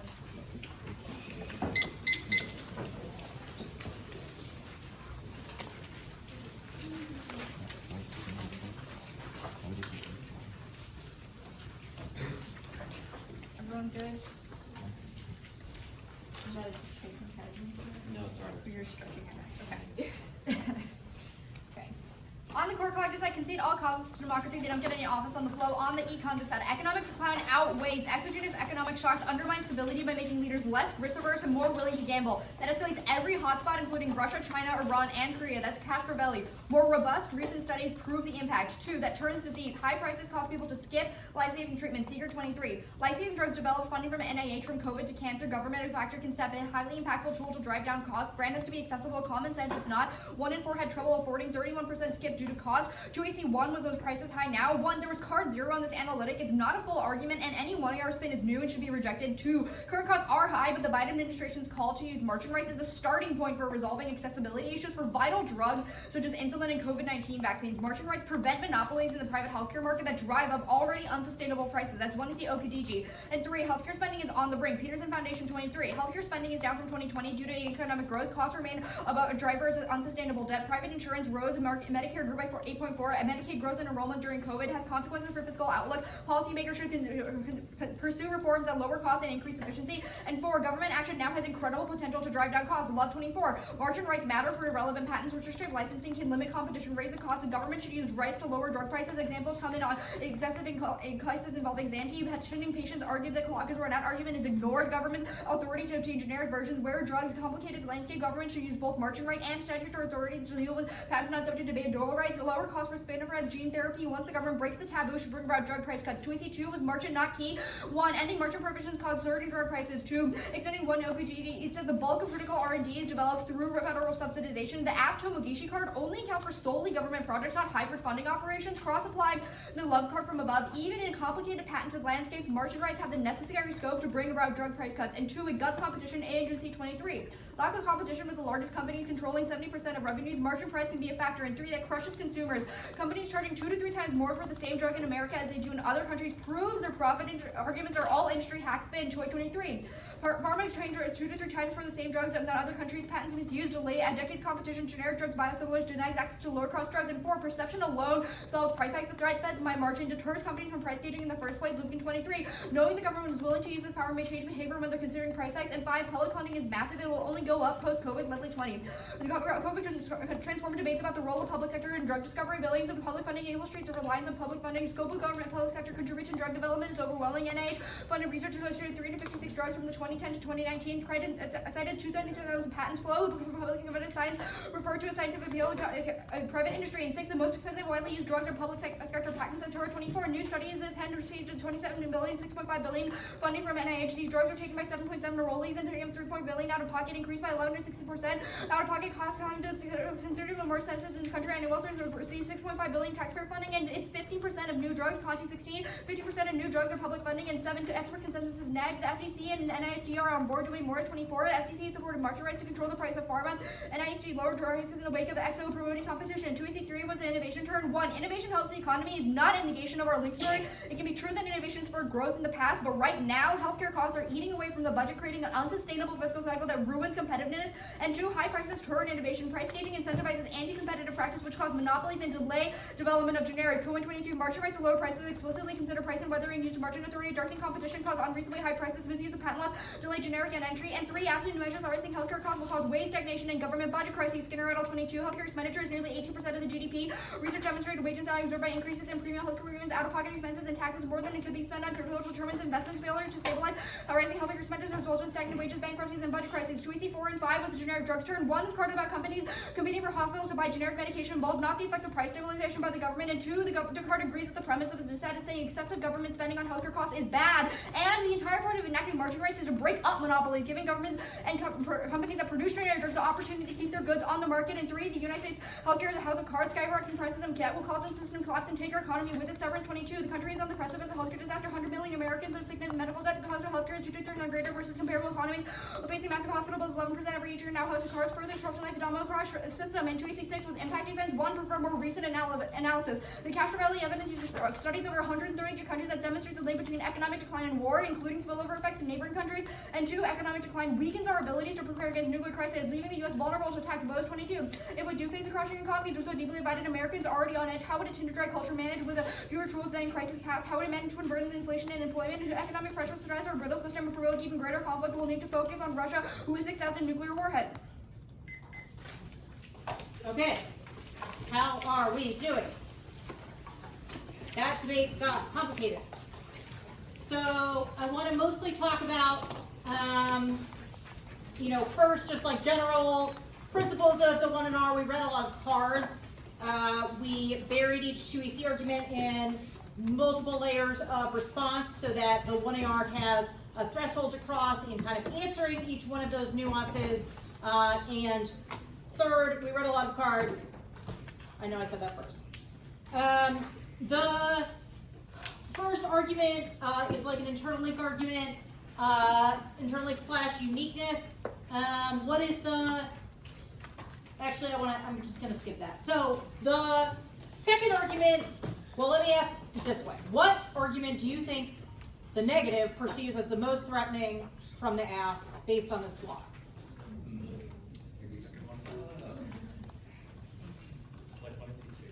Okay, and you mean 2AC2? Oh, yes, 2AC2. Yes, so what was that argument? That, margins, That's good, yeah, so it's a no-link argument for sure. Max? Margin rights don't decrease costs. Yes. Don't decrease prices, right? Yeah. Okay, so 2AC argument is margin rights do not decrease healthcare prices or drug prices. What are the set of responses? There are many responses. What is the first response?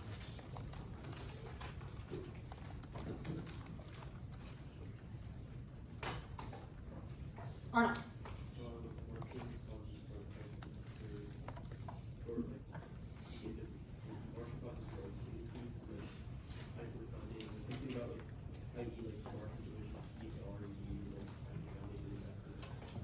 Yeah, go ahead. I would say margins kind of mitigate excessive spending. Are we saying merchant mitigates spending? Yes, I think that is true. I'm not sure that it's part of the first set of arguments here, or the 1NR kind of like top level response, but that's definitely in here. I think that Arnav is right. It's an extension of the 1NC link card. What is the second argument?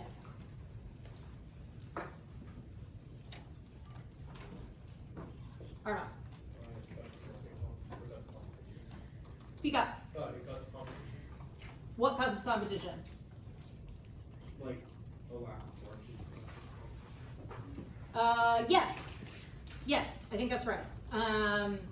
With some explanation about the role of federal subsidies in R&D and government projects. Margin rights are necessary to bring about cuts, drug price cuts, and then the competition. That's competition. Or getting rid of the competition card that Arnav just talked about. What's the next card say? Arya. It crushes consumers. Anyone else have another layer to that tag? Yeah. Increased drug prices in the U.S. being disproportionately higher than other countries because of their industry tax. Yeah, good. I got that too. So we've got an evidence comparison or indite built into a tag to the second card that we're reading. So that's a tricky landmine for the 1AR. What's the next card say? Arya. The perception of margin assault. Yep. What's the utility of that argument? It on the app arguments about like maybe figuring out some sort of empirics or statistics, it gets a lot more offense in the next. I agree with you. It builds an extra offense, but kind of how does it do that, Arnaud? It's like, i.e. like, to make it more faster on time point, so any sort of like app with for innovation often is irrelevant if it actually prevent just like perception. Yeah, agreed. Okay, how about number 5? Sorry, the 5th argument to answer 2AC3, or 2AC2, I'm still on 2AC2. Anyone have, what do you have after the perception alone solves price hikes? You can do it, we're deep in the weeds now. Yeah. I got, healthcare prices are down, when we have increased those Yeah, close. I have the public funding massively increases post-COVID. Then what do you have next? The public sector is like has most of the used drugs, and I went off about that for a little bit. Yes, I think that is secondary to the first card that is read, which is, and it is possible that I did not properly track this, but I have an argument that the most expensive drugs are patented. Is that what you all got? Okay, great. So we have a lot of things to say. Then, like you said, the next one is about the percentage of drugs on the market coming from public funding. So we have a whole bunch of layers of response. So if the app wants to go for this no link argument, we are locked and loaded on a set of responses. Does anyone have questions about kind of what you're seeing?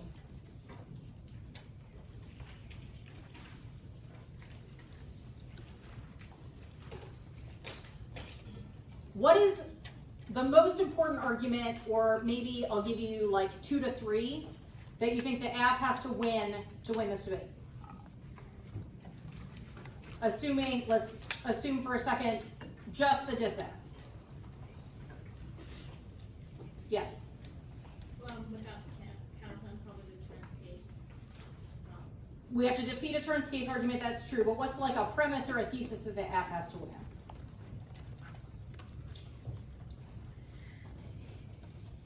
Yeah. That marching rights, or the absence of marching rights doesn't result in large monopolies scaling up and increasing drug prices arbitrarily. Yeah. So, basic effect of plan and what implication it has on healthcare markets and prices. So whether it's on the DA or on the case, we're definitely going to hear some themes about that. Other thesis claims you think the app wants to win? Yeah. Okay, unpack. Say more. Oh, okay. So I guess we have to look at so I guess we have to wait more about how Yeah, I think that's true. Yeah, effect on innovation, very important, very big, top level thesis claim. A lot of debates on this topic are certainly going to be about who controls various internal links to innovative potential and what kinds of innovative potential and how those are actualized. So this is a great debate so far about those premises and kind of how they operate in the pharma context in the face of a counter plan that replaces, well, it doesn't replace, actually that's important. So what did the kind of block say about prizes vis-a-vis patents in the world of the counter plan? Does the counter plan eliminate current patent protections? No. Good. What does it do instead? Adds prizes. Good. Okay, questions? Still no questions? Yeah. For the perception solves argument of margin, it's are they making an argument that perception solves for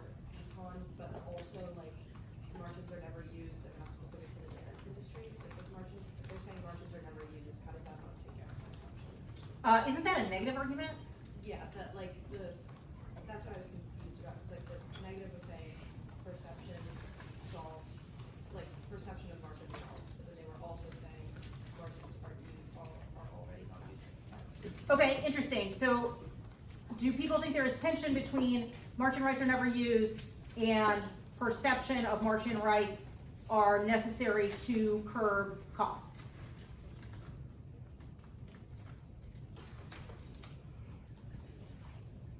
Yeah. Not really, because you can like simultaneously say that they won't be used and that people think that they will be used.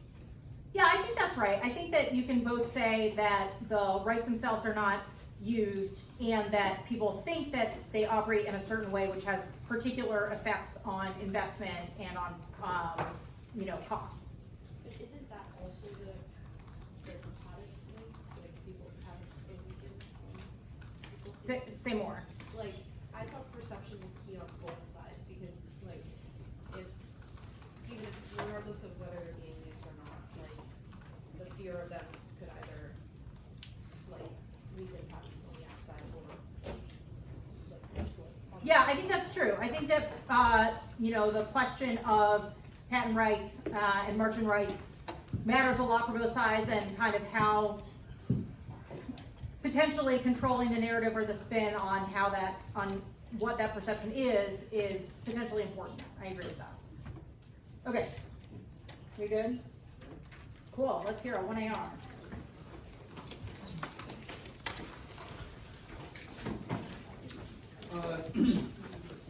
The order is the pharma advantage, the innovation advantage, the advantage counterplan, and then the econ dissent.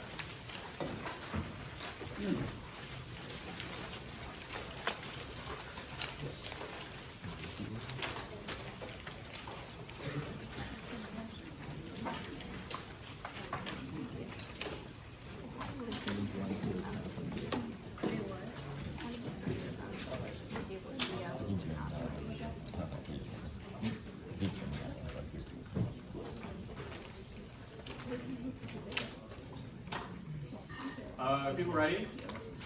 All right. Yes, extinction, burnout does not assume AMRs. Median fatality rates that can't be stopped. That's Silverman. Empirical wrong. Doesn't assume post-COVID landscape and AMRs. When you see Plum says containing Ebola was pure locked washing, your hands doesn't solve the worst pandemic in human history. Smith is ancient and hilarious. Infectious AMRs have already emerged. Their Duncan evidence is aft. Plum says that AMR treatments are proven and possible, but the lack of a highly competitive market with strong profit protection eliminates the incentive to produce. Concede no bias or the innovation advantage. Yes, spillover. The Bayh-Dole Act applies to all federally funded inventions. That includes everything from energy to defense. Quote, statutory definitions that are based on, quote, reasonability are as ridiculous in patent law as they are in conditionality debates. And our impact explicitly is not about defense tech leadership broadly is key to protect against soft power expansionism. Drop down to supply chains. Yes, innovation solves it. It's not just AI and 5G. This is woeful misreading. The Zero Hedge says EV, AV, and other industries are critical to protect supply chains. Innovation can reduce resource requirements to protect trade and stability, which is a drop internal link. De-risking does not solve it. It says it's happening, not that it works. We can't decouple from critical industries. Asset innovation, that's Zero Hedge. Yes, impact crowds. It's about shocks, not structural lockouts associated with Chinese dominance. The advantage counterplan.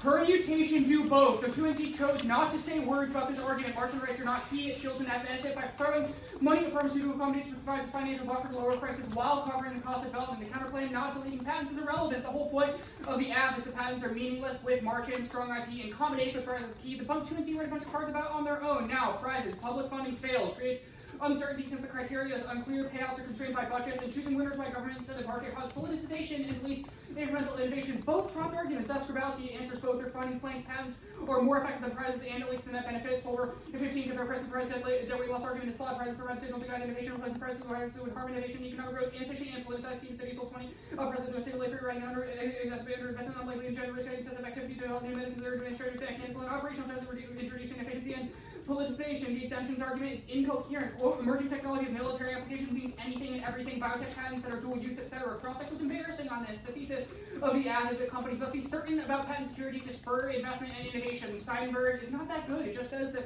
marching rights are defined and it doesn't assume the Biden executive order. The crane cutting does not come close to making an affirmative solvency claim. It says that this is something, quote, governments should do, and certainly not, quote, counterplaying key, but it's not an all cause because export controls now and they don't solve supply chains. The econ dissent.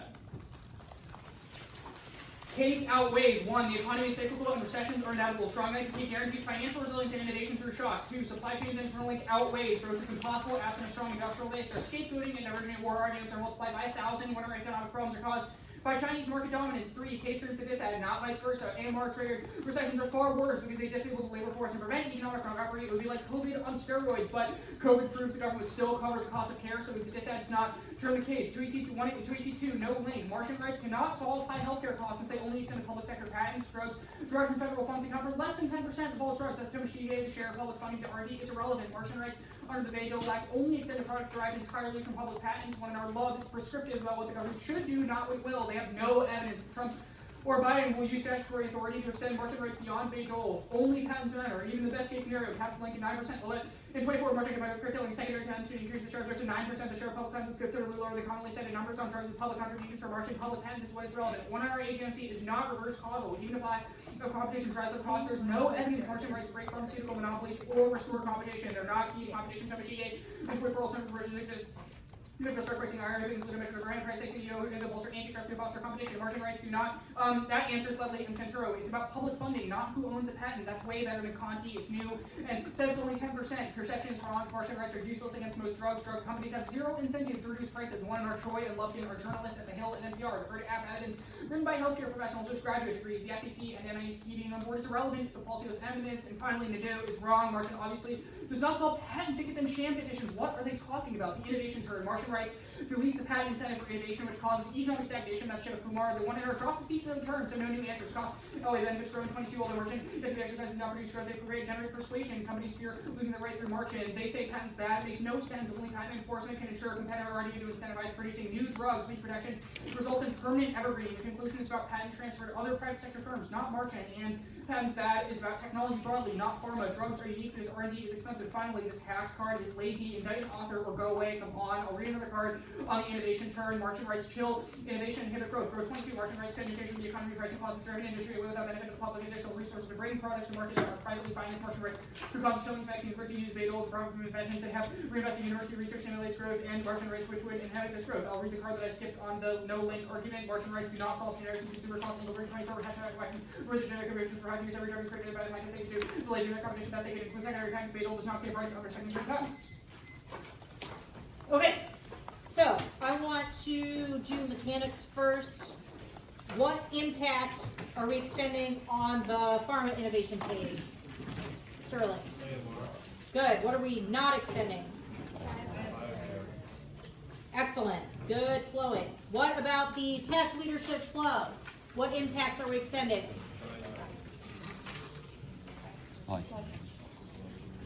Yes, supply chain impact and the terminal associated with that. Are we extending China tech supremacy? I don't think so either. Kind of unclear. We'll find out if we think it was shadow extended once the 2AR happens. Advantage counterplan. What 2 arguments are extended? Let's use our hands so that we all, but I know you all can do it. So first is, yeah, Eve. Firm do both. And second is, yeah. Prizes fail, absolutely. Good job. Doing great. Notice, so we selected these 2 arguments. We did not bother with the others. And we read additional evidence on the prizes fail solvency portion of the debate. Why might that be important? Why might we read cards on the solvency argument?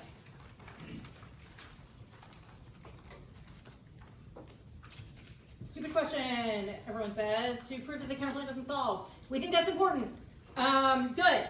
The econ DA. What are the, so top, answer the turns case arguments. I thought there were a couple of good moments in this 1AR that demonstrated awareness of kind of landmines that were set up by the negative. So there was a card in there that was read by the block that said, you know, prefer evidence because theirs is funded by industry hacks. Sean said, what did Sean say about that? Yeah. Indict an author or go away. Yeah, I thought that was nice. By which I mean, I think it is useful that we demonstrated awareness of that and said, this is not a reason to simply, wash your hands of it and vote negative. I think it's all a tie and a wash, and I voted neg because your cards are industry hacks. Similarly, the turns case stuff is answered in some detail, right? We're not dropping the overview. We are answering each of the arguments there, making some comparisons, and we even say, what is the thesis of the response to turns case? Yeah.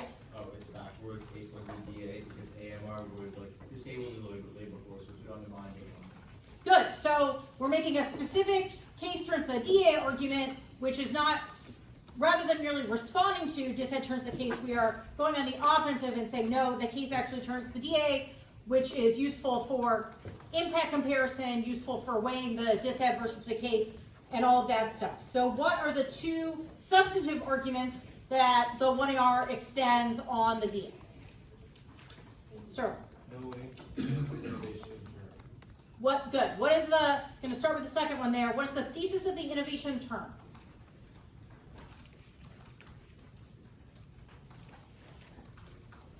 The 1AR just spent a bunch of time on it. What is the premise of the argument? All right. Martin kills the incentive to innovate generic drugs, and generic drug collapse is the competition for generic drugs is the back of the curve. Good. Does that make sense to everyone? So the turn argument is about the incentive that Martin writes create or rather fail to create, and that they delete patent incentives, which undermines innovation, key to generic competition, key to growth. Make sense to everyone? Why that is a response to the DA? Okay, let's handle the huge chunk of link argumentation. So first, what is the thesis of the no link argument?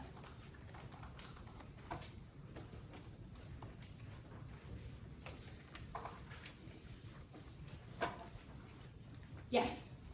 That the margin stuff only applies to stuff to public sector stuff that uses patents, which is a small portion of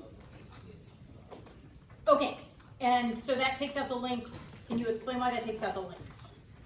just because it massively reduces the scope of the link to the point where it's unimportant. Okay. Okay, predictions. I want to hear the psychics in the room tell me what the 2R is going to be about. I guess this is really just a question of one thing, right? Because we have one kind of source of external offense, which is the DA, so we're going for that for sure. Do you all think that the counterplan will be in the 2R, yay or nay? Generally yay, you say nay. Why? I don't know. Yeah. Because even extending the power plan for 15 seconds can probably delete advantage too. Okay, we got someone who's a true believer in counterplane deletes advantage 2. Anyone else have an informed opinion or a warrant to your opinion? Yeah. Yeah, I think it won't be in the 200 because I think there's sufficient defense on case to where they can just go over the economy and spend more time on it to where they just can't answer all the ones in that. Okay, so we got someone who thinks time investment is such that counterplane is not worth it. Got someone else who thinks time investment is super worth it because it can be pretty brief. Other opinions?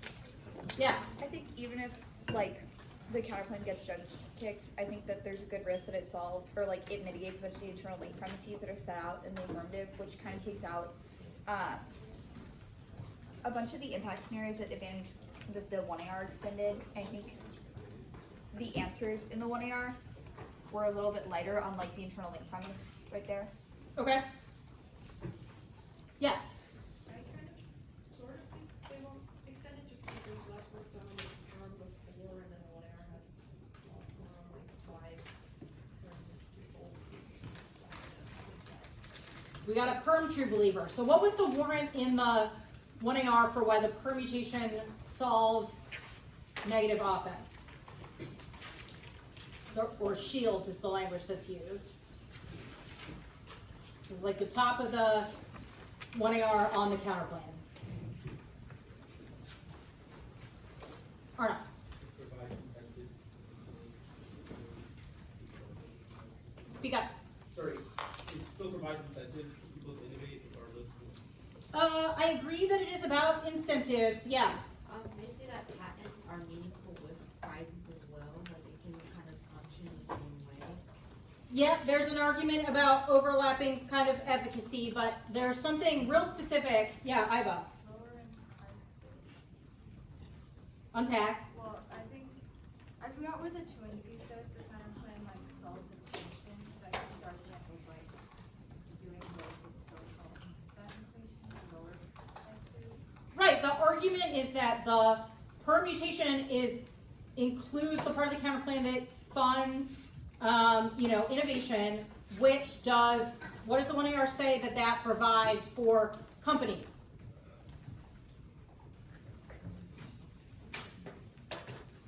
Anyone remember the language of buffer? So provides a buffer that enables the companies to absorb costs. Yeah? Tracking. Are we tracking? Which lowers costs of development, right? Is the argument made by the 1AR. So Penelope is like, just adds over, perm solves it, better figure. Anyone else have an opinion about the counterplan, yes or no? In the 2 and R.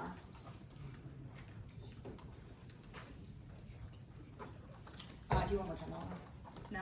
Okay. Okay, we'll find out.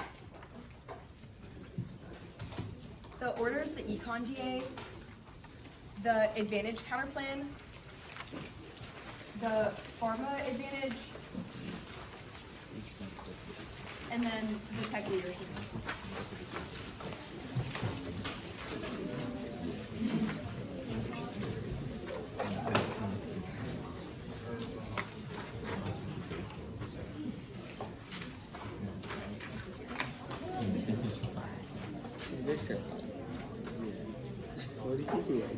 Okay, everyone, stop talking now. Everyone's good? Economic decline risks hotspot escalation with Iran, Russia, and China. It destabilizes institutions, which makes leaders more risk-averse and invites adversarial aggression. That's the Castro-Valley evidence. Our impact outweighs on time frame. High costs will cause economic collapse in a matter of years, even if disease is a perpetual risk. There are no causal factors that make disease more or less likely. You have no idea whether the next pandemic will emerge in 1 year or 100 years, but you know that our impact will happen soon, which means intervening actors can solve disease, since new treatments and drugs are always being innovated globally, even if not in the US. Drug prices turn the case. 1, people will forego life-saving treatment if prices are high. That amplifies pandemics. New drugs are irrelevant if people can't afford to take them. That's CERO, which was dropped in the 1AR. 2, high prices gut innovation. Price gouging incentivizes anti-competitive monopolies that delay the development of new drugs. Merchants are only allowed to prevent unreasonable prices, which means that companies still have an incentive to innovate in the status quo, but they have an incentive to innovate and then make those drugs available to the public right now. That's Cohen. They say recessions are inevitable. It's a question of the scope. Drop the Skinner evidence, which says that the healthcare collapse will be irrecoverable. Supply chains don't outweigh their turtling is garbage about how China can hijack companies by stealing their IP, but that is not the same as the collapse of global trade. They say turns case wrong. The economy rebounded from COVID in a year, but 08 took a decade because structural factors like bubbles are worse than exogenous shocks. Now, they say that there's no link. Wrong. Marchin writes solve high costs. First, price gouging. Pharma companies use patents to raise costs since they're the sole supplier. That's why drugs are 2 to 3 times more expensive in the US compared to other countries. Marchin removes exclusivity only when price gouging is occurring. That's love and choice. 2, competition. Patents limit competition. Marchin rights allow development of generic versions of overpriced drugs, which incentivizes them to lower prices. That's AGMC. 3, perception link was functionally dropped. Marchin rights don't even need to be used for the effect to work. The mere threat dissuades high prices. That's Locum. They say it's only public sector patents. This is dead wrong. 1, the most overinflated drugs are public sector patents, even if it's just 10% of all drugs. Those are all new specialty drugs, which are over 50% of total drug spending, and the vast majority of increases in costs that are happening in the status quo. The AF wants to keep drugs like Stelara high, which has increased 116% in just 4 years. That means that 10% is a bad way of looking at it, because 10% of drugs are more than half of spending. That's Santera, which was dropped. 2, the perception link still applies. The threat of Marchin forces overall reduction because of ambiguity. 3 cuts both ways. This is defense of the app as much as the DA. Even if they were right that margin only affects 10% of patents, then all of their internal links are obviously overblown as well, because it means that the app only affects 10% of patents. Any amount that you think this reduces the DA, it also reduces the case. They cannot have their cake and eat it too. They say love is prescriptive. It's wrong. It says if the government did use an expansive application of margin provisions, they would lower the prices. The Biden administration's entire reasoning for extending margin was to apply it to overinflated pharmaceutical companies. They assert the perception link is wrong. That's not true. They will reduce prices for the fear that some federal funding being used is good enough for the margin rights to be applied. They say it's not key to competition. They says that there is alternative ways to reduce the cost, not that those are being used in the status quo. Now the innovation term top level, they drop the best case. There's no impact of this because it's about growth, not recessions, but our impact is about recessions. There's also only a risk of the DA, but no risk of the turn. Margin applications are extremely predictable. They're only allowed when there's no practical applications of an invention, which is statutorily defined to be available to the public on reasonable terms. The government determines reasonable terms by comparing the price in the U.S. versus other countries, which means that pharma companies will keep prices consistent with other countries to avoid getting marched in on. That's Steinberg, which was on the advantage counterclaim that I told you to start, and they dropped it. Cross-apply this all to the advantage. This is their internal link to pharma innovation. So if I win this, it takes out the case. To win the turn in the case, they would have to win that pharma companies can only innovate if they price gouge, but there's zero evidence that supports it. That's the love evidence. The grow evidence does not make an argument for them, and it confirms the perception link and their answers to certainty. It says that companies keep costs low because they're afraid of a margin, and margins are only applied when there's flagrant disregard. They say the chilling effect is wrong. Companies know exactly under what conditions the government would march in, which is the Steinberg evidence. Go to the counterplan, concede permits to test of competition. Export controls are at all costs to base and low R&D funding. Go to the innovation advantage. Cross-apply our answer to the innovation turn and the turn's case arguments. If we win this, it zeroes the case since the app isn't key to innovation. Disease cannot cause extinction. The app will throw out buzzwords but has zero answer to fundamental evolutionary laws and thousands of years of empirics. An existential disease must be both highly infectious and highly lethal. No disease can be both because highly lethal diseases kill too quickly to spread. That's why Ebola was the most lethal disease but is easily contained, and why COVID was one of the most highly infectious but had less than a 1% fatality rate. That's photo art. There's no AVR. In fact, a new treatment will prevent all antibiotic resistance evidence. Researchers invented a treatment that inhibits the resistance proteins in bacteria. In a few years, we'll be able to combine this treatment with old antibiotics to overcome any resistance. Their impact card is from 2016, which is before the invention was discovered, so it cannot possibly assume our defense. They say that it won't be developed. This is empirically wrong since new drugs are coming to the market now. In worst case, other countries can innovate those treatments as well. Go to the tech leadership advantage. The DoD will not march in. They dropped the data card in 2 consecutive speeches. The DoD never uses margin rights, even when they were directed to march in on a drug that used Pentagon funding. They chose not to. Margin cannot be applied. This advantage, they need a card that says margin would spill over to the tech that try to use it to disrupt supply chains. Their evidence says those technologies are 5G and AI. The government has never once applied the margin provision to a single 5G or AI patent, which means there's zero risk of this. Okay. Those who predicted that the counterclaim would be kicked turn out to be correct. Any speculation as to why that might be? I think someone earlier proffered the, hypothesis that it might be a time investment issue, that it is, would take more time than it is worth to really debate the details of all of these arguments when there is sufficient case defense elsewhere. So, what are the set of case defensive arguments that the negative is relying on? Someone who hasn't spoken yet. Yeah. The combination of APR solved now and no disease impact on the pharma advantage and on the hedge advantage that the DoD won't do the margin orders regardless. Okay, good. So we have some impact defense to disease and AVR stuff. We have an internal link, big internal link press against advantage 2. What is the overall kind of internal link case argument that is also extended, although not on the case? Or actually it is extended on the case, to be perfectly fair, but I don't. Like 50 said, internal link terms, the reason for why companies will develop new, like, biotechnology, Okay, unpack. I can't find the point anymore, but like better for innovation because in the world of the app, the price gouging leads to more monopolies and reduces the amount of new tech or like breakthroughs that companies can create. Okay, good. Everyone get that? I think this is a fairly important thesis level question that is being debated by both the F and the negative about the incentive structures for innovation and for price gouging and how healthcare companies operate. So I think that I have said that well about how the DSAD accesses the internal link. What is the kind of case defensive claim that is made in the 2NR that is cross-applied on Advantage 1 that gets across this theme? Nothing. Yes. All right. I think it's like patents or price gouging is the innovation. So like if there's access, like there's no reason to drive up any or innovation. Okay, I think that's mostly right. So again, it's about the incentive structures for innovation and how pharma companies operate in a world of margin rights with and without margin rights. So the negative thesis is that margin rights are not important, right? Because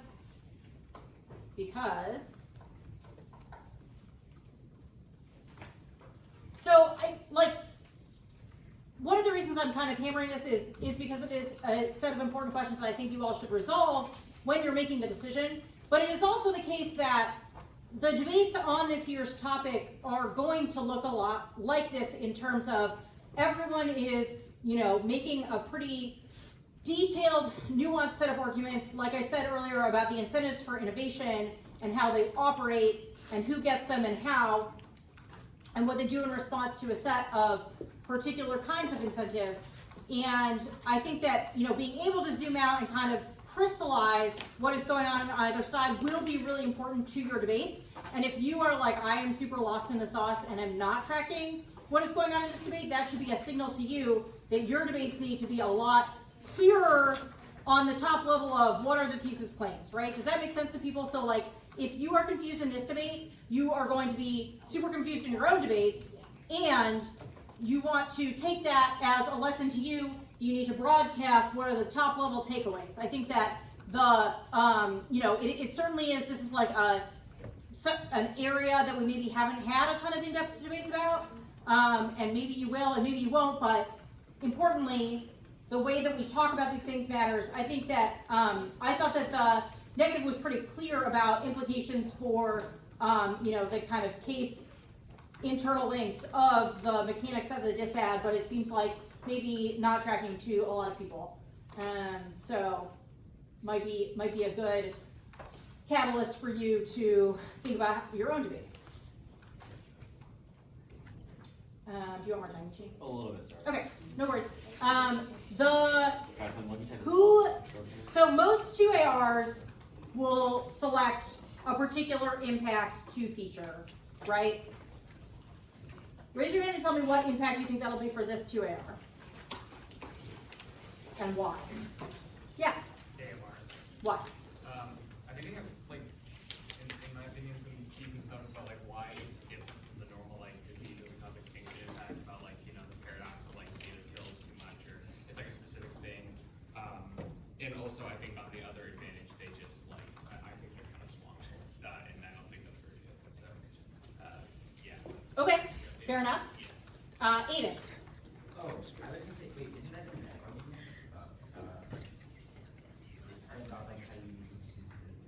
Yeah, I'm saying that I think F has like a decent reason why it's like an equal sense of So we think here that F evades impact defense, thus that is the crux of the trap.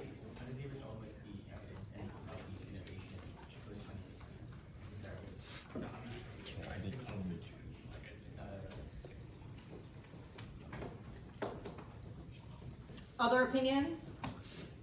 Yeah or not? I think that probably clear if you got the technology impact scenario or the supply chain impact scenario. Okay. Because it seems like they are not good, sort of like try or die how it and like the explanation is delivered that could make it, I guess, somewhat convincing in the context of mitigation limits.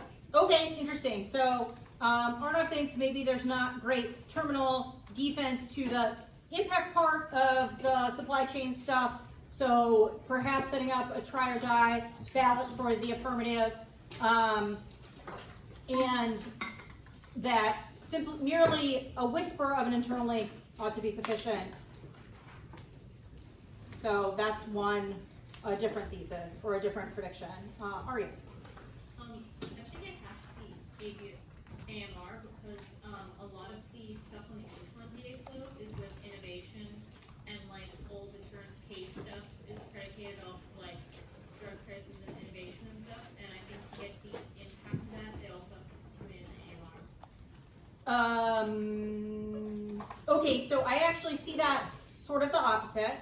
I think that you are, like, premise of everything you said is true. If it is the case that turns case arguments access the terminal impact to the advantage, does that incentivize the app to go for that impact, or maybe not so much?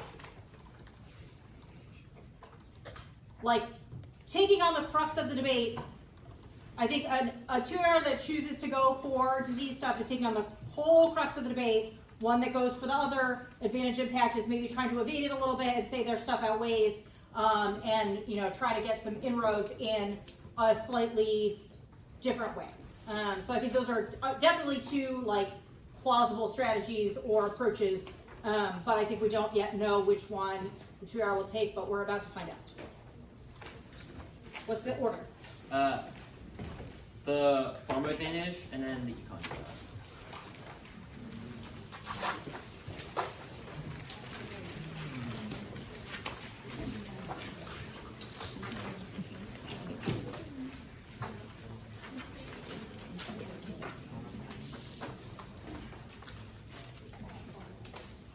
Everyone good?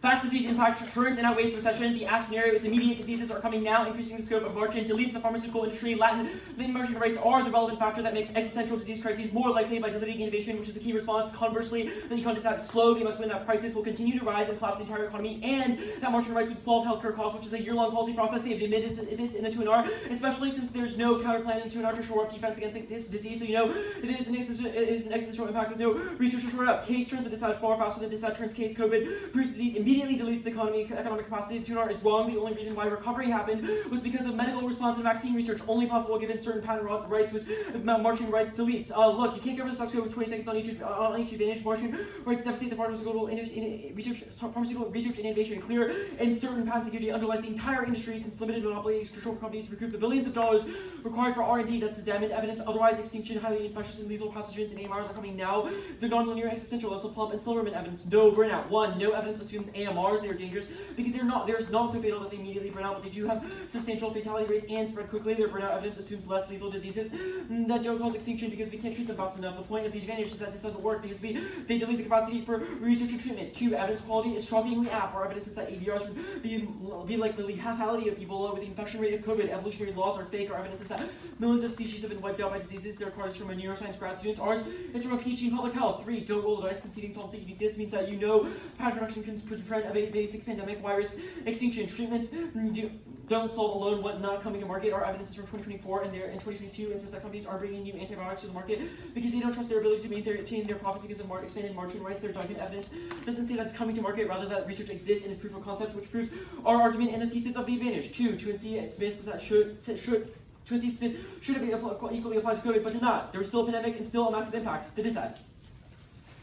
2C2, no link. To win a link argument, they must win that margin rights reduce healthcare care costs across the board. This is impossible since margin applies only to public sector patents and no patent involved in a product can ever be privately held at all. The Bayh-Dole Act only applies to public sector patents, which is an insane restriction on the patent, which means it cannot be used as an effective price control. This is an objectively true argument that we're going for, and they have no evidence on. Only our evidence assumes the margin as a price control instead of generically talking about public funding of pharma and R&D broadly, so you should refer to that when you look at evidence in the post round. 1, 10% of drugs at best are affected by the margin rights that they are trying to say is good for price control. That's the Tomashiki evidence and caps and link argument ensures price gouging and high costs are broadly inevitable. 2, even the best case scenario of a policy cocktail that both margins in on products and has public sector primary that expands beyond public sector primary patents under the Bayh-Dole Act of using statutory authority would still be capped at 9% of drugs. That's a lot of evidence, but they have no evidence that says that Biden or Trump would do this, which means that you should err heavily affirmative. Prefer it's a qualitative study of the impact of the new Biden framework, which seeks to deploy Martian rights to control prices and reviews every single drug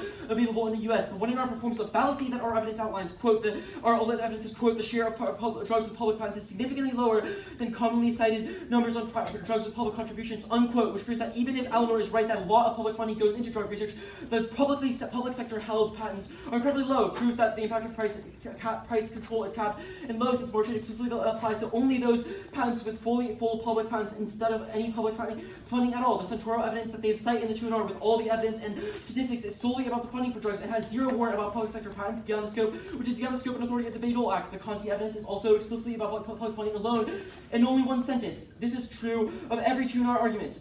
3. High cost of existing spend on healthcare is an apt argument, since it means that any change is a drop in the bucket. They have no evidence that the public sector controls patents that are incredibly expensive. Eleanor in the 2NR is entirely spinning their evidence. There's no evidence that says so. So 4. Or they dropped alternative methods to solve prices. Martian is not key. The IRA and antitrust executive orders solve competition in prices in healthcare regardless of Martian. That's a Tomoshige evidence. 5. Generics and competition are irrelevant. Martian can't solve it because patent tickets remain. There are secondary patents that overwhelm the ability of the Martian rights to be applied. This is Engelbert evidence. 6. The perception link is covered clearly in the 1 hour. One line from an NPR correspondent is not going to cut it. Defer to healthcare professionals with graduate degrees. The love evidence is prescriptive. It does not say that any administration will go beyond the Bayh-Dole Act. This argument does not cut both ways, because our advantage 1 is based on perception of uncertainty over patent security, while their economy dissent is based on the actual reduction in price to healthcare. The 2C3, I'm not going to go for the innovation term proper, but the cuts both ways wrong, and defense advantage 1 is wrong. R&D is hugely risky. Certain patent protections are necessary for innovation and companies to invest in costs. It's a huge risk for firms to put years and billions of dollars into a drug that isn't even secured to pan out. Short-term financial incentives or long-term financial incentives are necessary, so open systems of sort of innovation are not sufficient. Okay.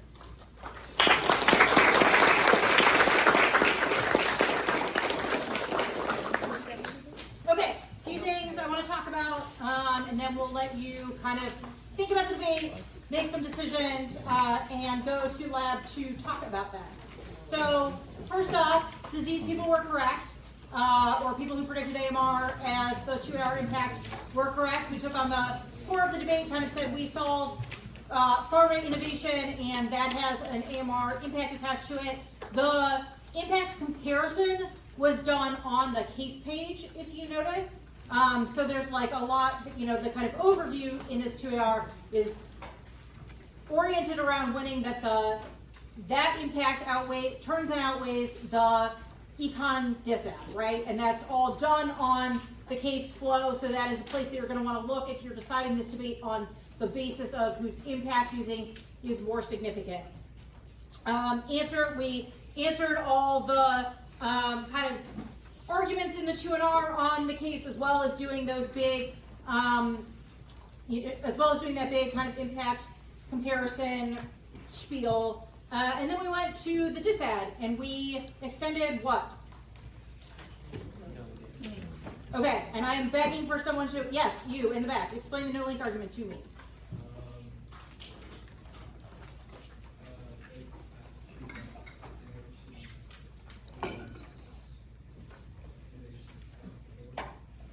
Speak up. Okay, I think that is part of it. What is the other part of this no link argument? We're having a whole debate, certainly, about Marchand's effects on innovation. What's the other we talked about this earlier, the other headline piece of the no link argument? All right. Public patents are a super tiny part of, public, drug patents are a super tiny part of, the entirety of the sector, less than 10%, which means that any cost increases is just a drop in the bucket. Good. Everyone got that? Yeah. For that argument, I had a question. Yeah. Did it respond to the 50% of funding in this bill, or that the net make didn't touch? Someone else tell me. Yeah, they basically said that funding isn't indicative of the broader prevalence or importance of the drug and the effect that it has on the economy. Good. So here's my big thing. What questions do you think you need to answer for yourself in order to make this decision? Does the app turn the disatt quicker than the disatt turns the app? Okay, so impact comparison and speed with which case can turn or implicate the DA versus the inverse, how DA implicates the app. Okay, that seems fair enough. What else? Yeah. I guess just like the strength of like the like arguments. Yeah, good. Say more. Just in that like there's since the app is mainly is just like defensive, so there's probably some risk of a link, but you have to determine like how big that is and then reconcile that with like the stuff. Excellent. So, in evaluating debates and deciding debates that you are judging, generally, and we talked about this in my lab yesterday, generally you want to articulate to yourself whose offense outweighs whose in comparison to one another, not simply in the abstract, but in direct one-to-one comparison with the other team's offense, right? So, in this case, what is F offense? Case and the impact, disease impact. Yeah, so F solves disease impact, big, scary pandemic. What is negative offense?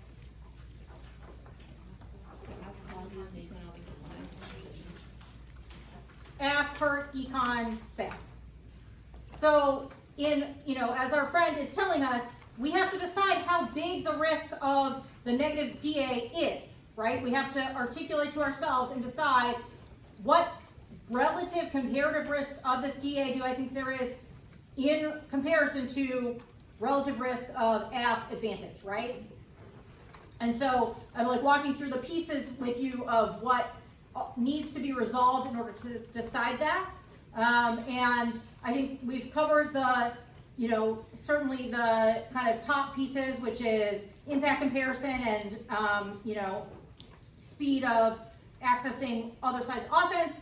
We have said that we have to decide the strength of the link. I think there's one final piece that is in this, 2NR and 2AR that we have to decide. What is that? Just like the case argument and the case defense that is extended in the 2NR, to what extent do we think it mitigates F offense, right? So we're both thinking about how much F defense mitigates negative offense, and we're thinking about how much negative defense mitigates F offense. And once you resolve all those things, you can decide what outweighs what, right? Questions?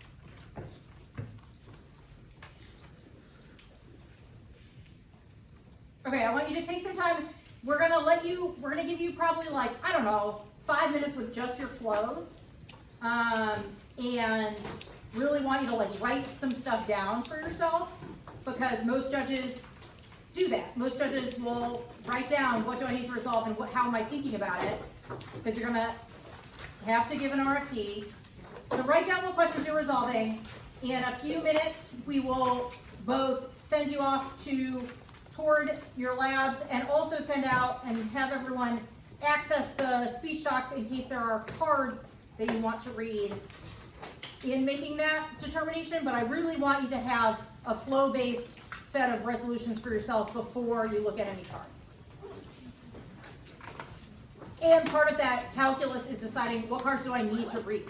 What pieces of evidence do this debate hinge on? Does this debate hinge on?